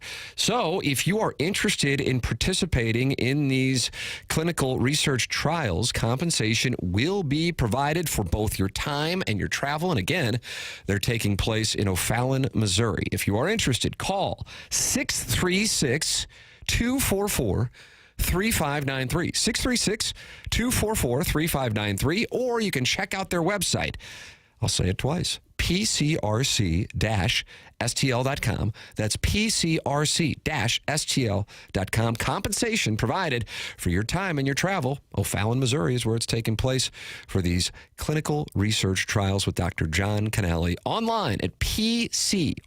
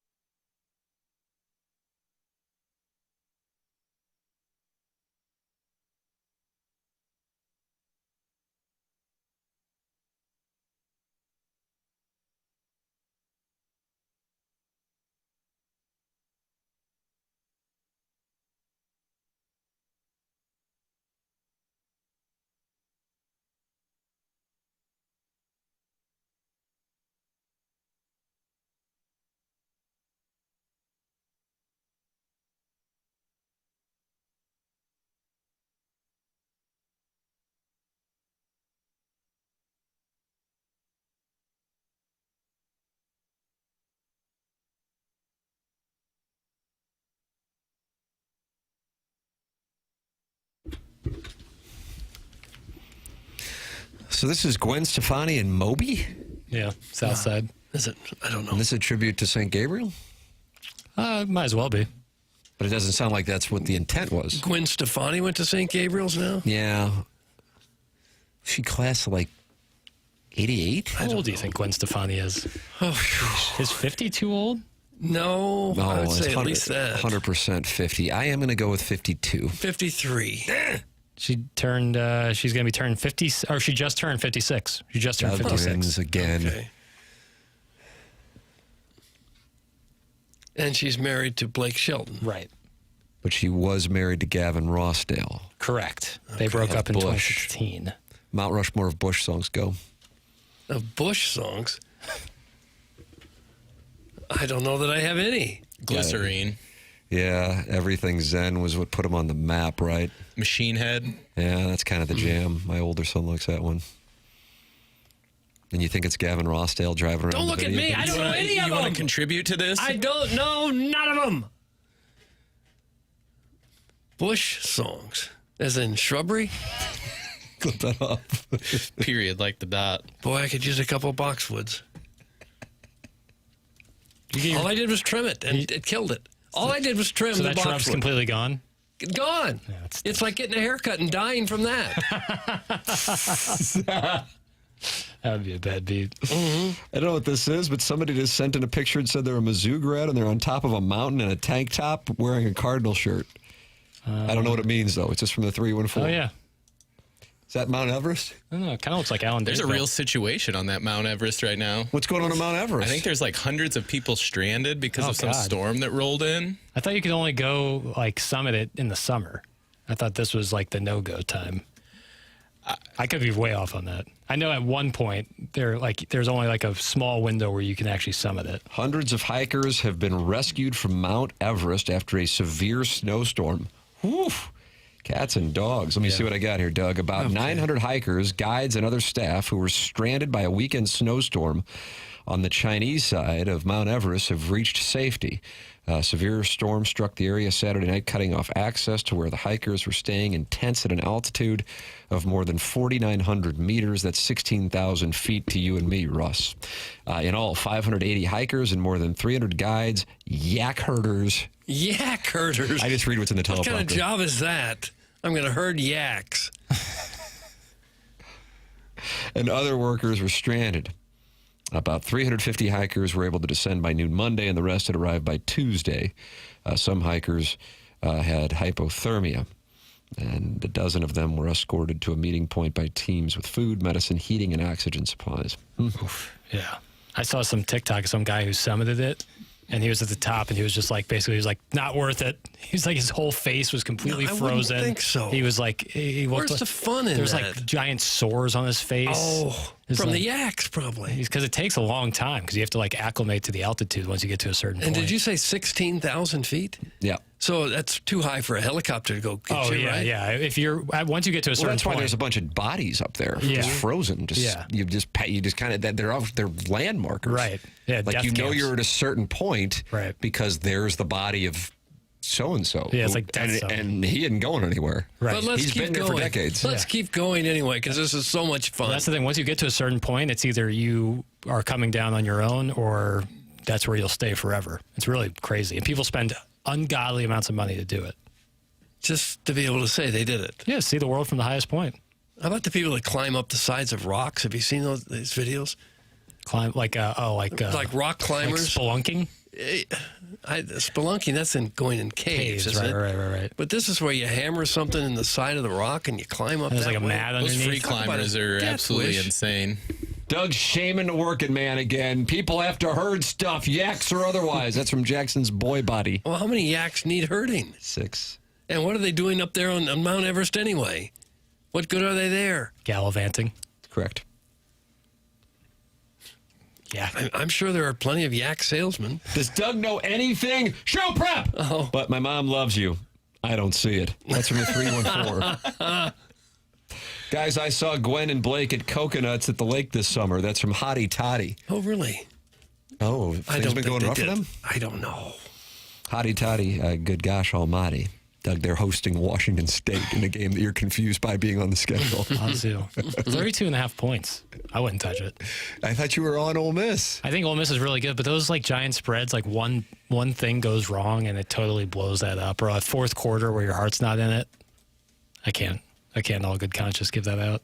You don't think Lane's going to make sure he gets home for everybody? No, but I still love that Texas spread. You're taking Boomer. Yeah, no, I'm taking the Longhorns. Oh, you're taking the Longhorns. It makes no sense. Because you're leaning into it. Leaning into the stink play. This might be the biggest lean into the stink play of the whole year. Just so you know, Hottie Toddy has the following weeks at Georgia and at Oklahoma.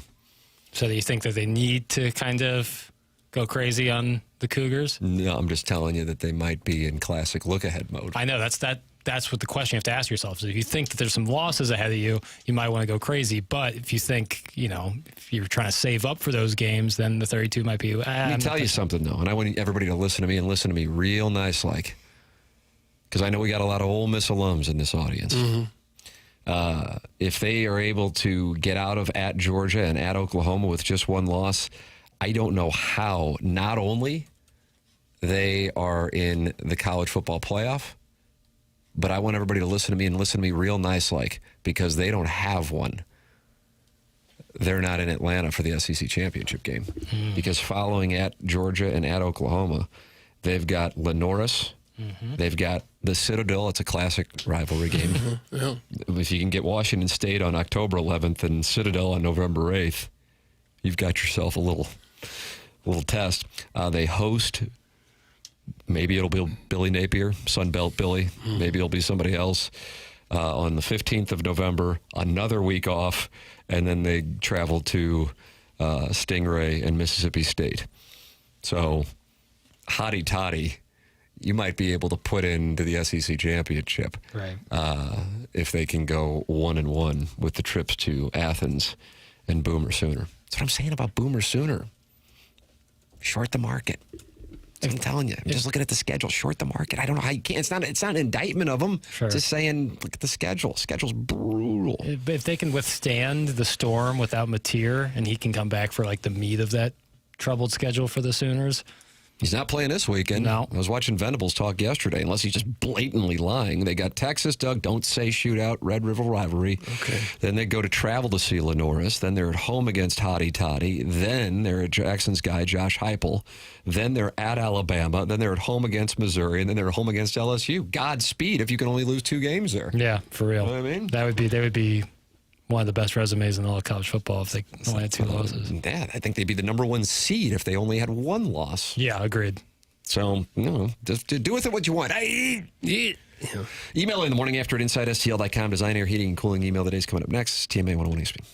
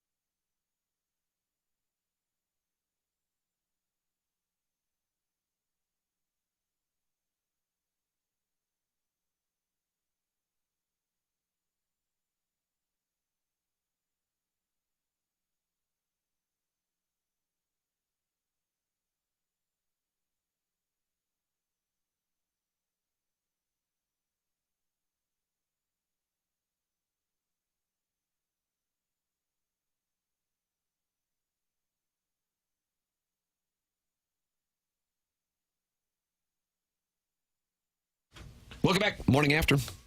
101 ESPN. TMASTL YouTube channel. Somebody says somebody fell off of El Capitan last week. Doug, you might not want to rock climb either. No, I'm not going to. That's from Kara Spencer's Karen cut. She's new. I do like a hike, but I don't think I would want to summit anything. You know, you're not going to summit Mount Everest and get it for your Instagram? No. I'd write a big check not to have to go and do that. That sounds awful. I have to carry a backpack up with your whole life in it. I'm out. Rucksack. Yeah, I'm out. The best bet of the week is Alabama -2.5, and there's no reason to bet any other games unless you just want to have a rooting interest. Thanks. That's Griff 2, so he loves Roll Tide -2.5. Is that what the number's down to? Is 2.5? 2.5. Wow. I think it might have gone back up to 3 or 3.5. I bet it gets up to 4.5 by kickoff. USA Today just came out with the coaching salaries and the rankings. Doug, would you like to... Highest paid coaches? Yep. Ooh, this is actually kind of a tough question. Oh, okay. How about Kirby Smart? Yes, number 1, 13.2. How about Ryan Day? Yes, number 2. Here you go. All right, let's go. I don't think you're going to get 3, though. I got to be honest with you. Let's go. Big Ten. James Franklin. No. Oh. Not even in the top 10. Oh, well, pardon the hell out of me. Yeah, I mean, you asked a question. How about the guy at Oregon? No, and we got to know names. I don't have his name for you right now. Dante Moore again. Okay. Oh, Lord. Did you say number 3? Yes. He doesn't enjoy defense. Doesn't enjoy defense. There's only like 3 teams in Indiana, Big 10 who can win. Michigan doesn't enjoy defense. Oh, that threw me off. USC coach. I don't even know who's in the Big 10 anymore. Can I have initials, please? LR. Larry Rooster. Remember the Red Rooster in the WWF? He came out and his only gimmick was he had a mullet, but they fluffed it to make it look like a rooster. That's when it's time to get out of the business. If they tell you you're not good enough just to be yourself, and then I think when dress Dances like a with Wolves rooster. came out, he became Tatanka. Did he? He did. God, poor guy. Best picture. I mean, you got to know that your career is about over when you're wearing rooster spurs at a WWE event. That's about it. Time to look yourself. You have to switch to Tatanka. I imagine a guy like that loses every match too, right? You're not going to let the rooster win. He's going to help get the Brooklyn Brawler over. Lincoln Riley's 3. Okay, yes, Lincoln Riley. Jackson's guy Dabo is 4. Steve Sarkisian 5. Dan Lanning 6. Kalen DeBoer 7. Brian Kelly, who's a cute little Southern debutante from South Boston who talks like he's from the Delta. He's at 8. Bill Belichick, Doug, is getting value for you at 9. And then the train is at 10. Lane is at 10. Eli Drinkwitz is at 11. Huh. Good for him. I know you just said the top 10. Did Sarkisian not make the top 10? Yes, he was 5. Okay, got it. Thank you. My apologies. Okay. I'm surprised that Drinkwitz would be that high. Brett Bielema is 19. He's just ahead of Jackson's other guy in South Carolina, Shane Beamer. That's a crazy amount of money. Well, why don't we coach college football? I got cut from the freshman high school team. Yeah, I got credibility. Can play Madden really well. And how many of those guys were actually good players in their own right? That would be an interesting question, like the correlation between Kirby Smart picked off Peyton Manning as a cornerback at Alabama. How about that? For a wide number of reasons. All right, we got to do the design, air, heating, and cooling email. It's coming up to 101 ESPN.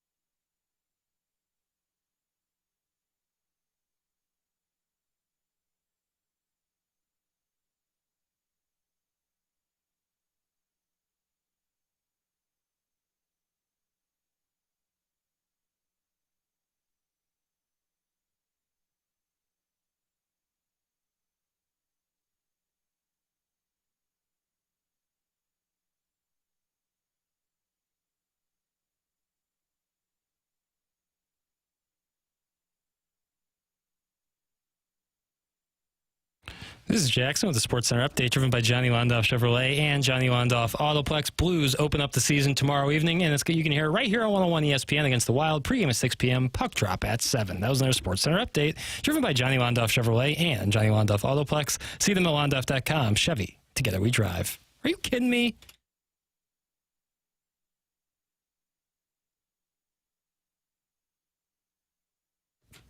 Podcast the show at Schaefer Doors Podcast.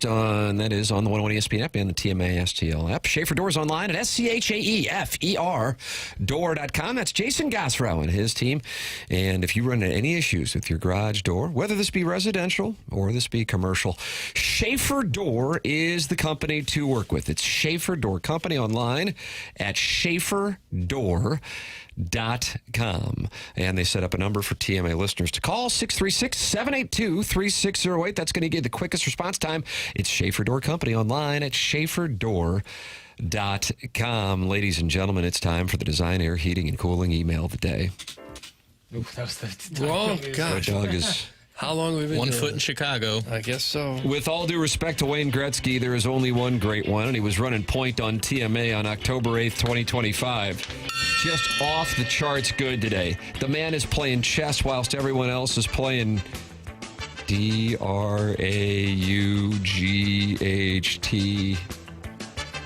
Draft?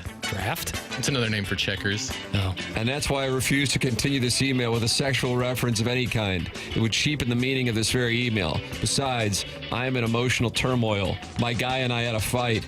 And this Watson Road Holiday Inn room is a tad lonely. Khaki sheets to lie on. Khaki sheets to cry on. Kevin Miller. Pleated sheets. Guys, thanks for finally getting to the very topical siege of Megara and Pigs discussion. Since we're short on time, squeals split, smoky dusk, flaming pigs charge through the ranks. Megan's hold firm. Until next time, it's from the TMA Troubadour. TMA Troubadour. Happy Wednesday, lads. Jackson has been all the talk around the water cooler this morning. Is he leaving for the big radio in Chicago town? Is he going to court for some reason? Could it be headshot photo day and he just wants to spice it up a bit? If legal issues are the route, I could need pistol papers to represent me against the CYC Board of Athletics for scheduling a game at the same time as Mizzou, Bama. I'm off to meet some yak herders at the top of Mount Fenton, formerly known as Wet Willie's. Cheers, that's from my cousin Vinny. Okay. My cousin Vinny. Oh, how would you like it if you had something to do between 11 and 3 this Saturday? I'd be a hornet. Yeah, I'd be ill.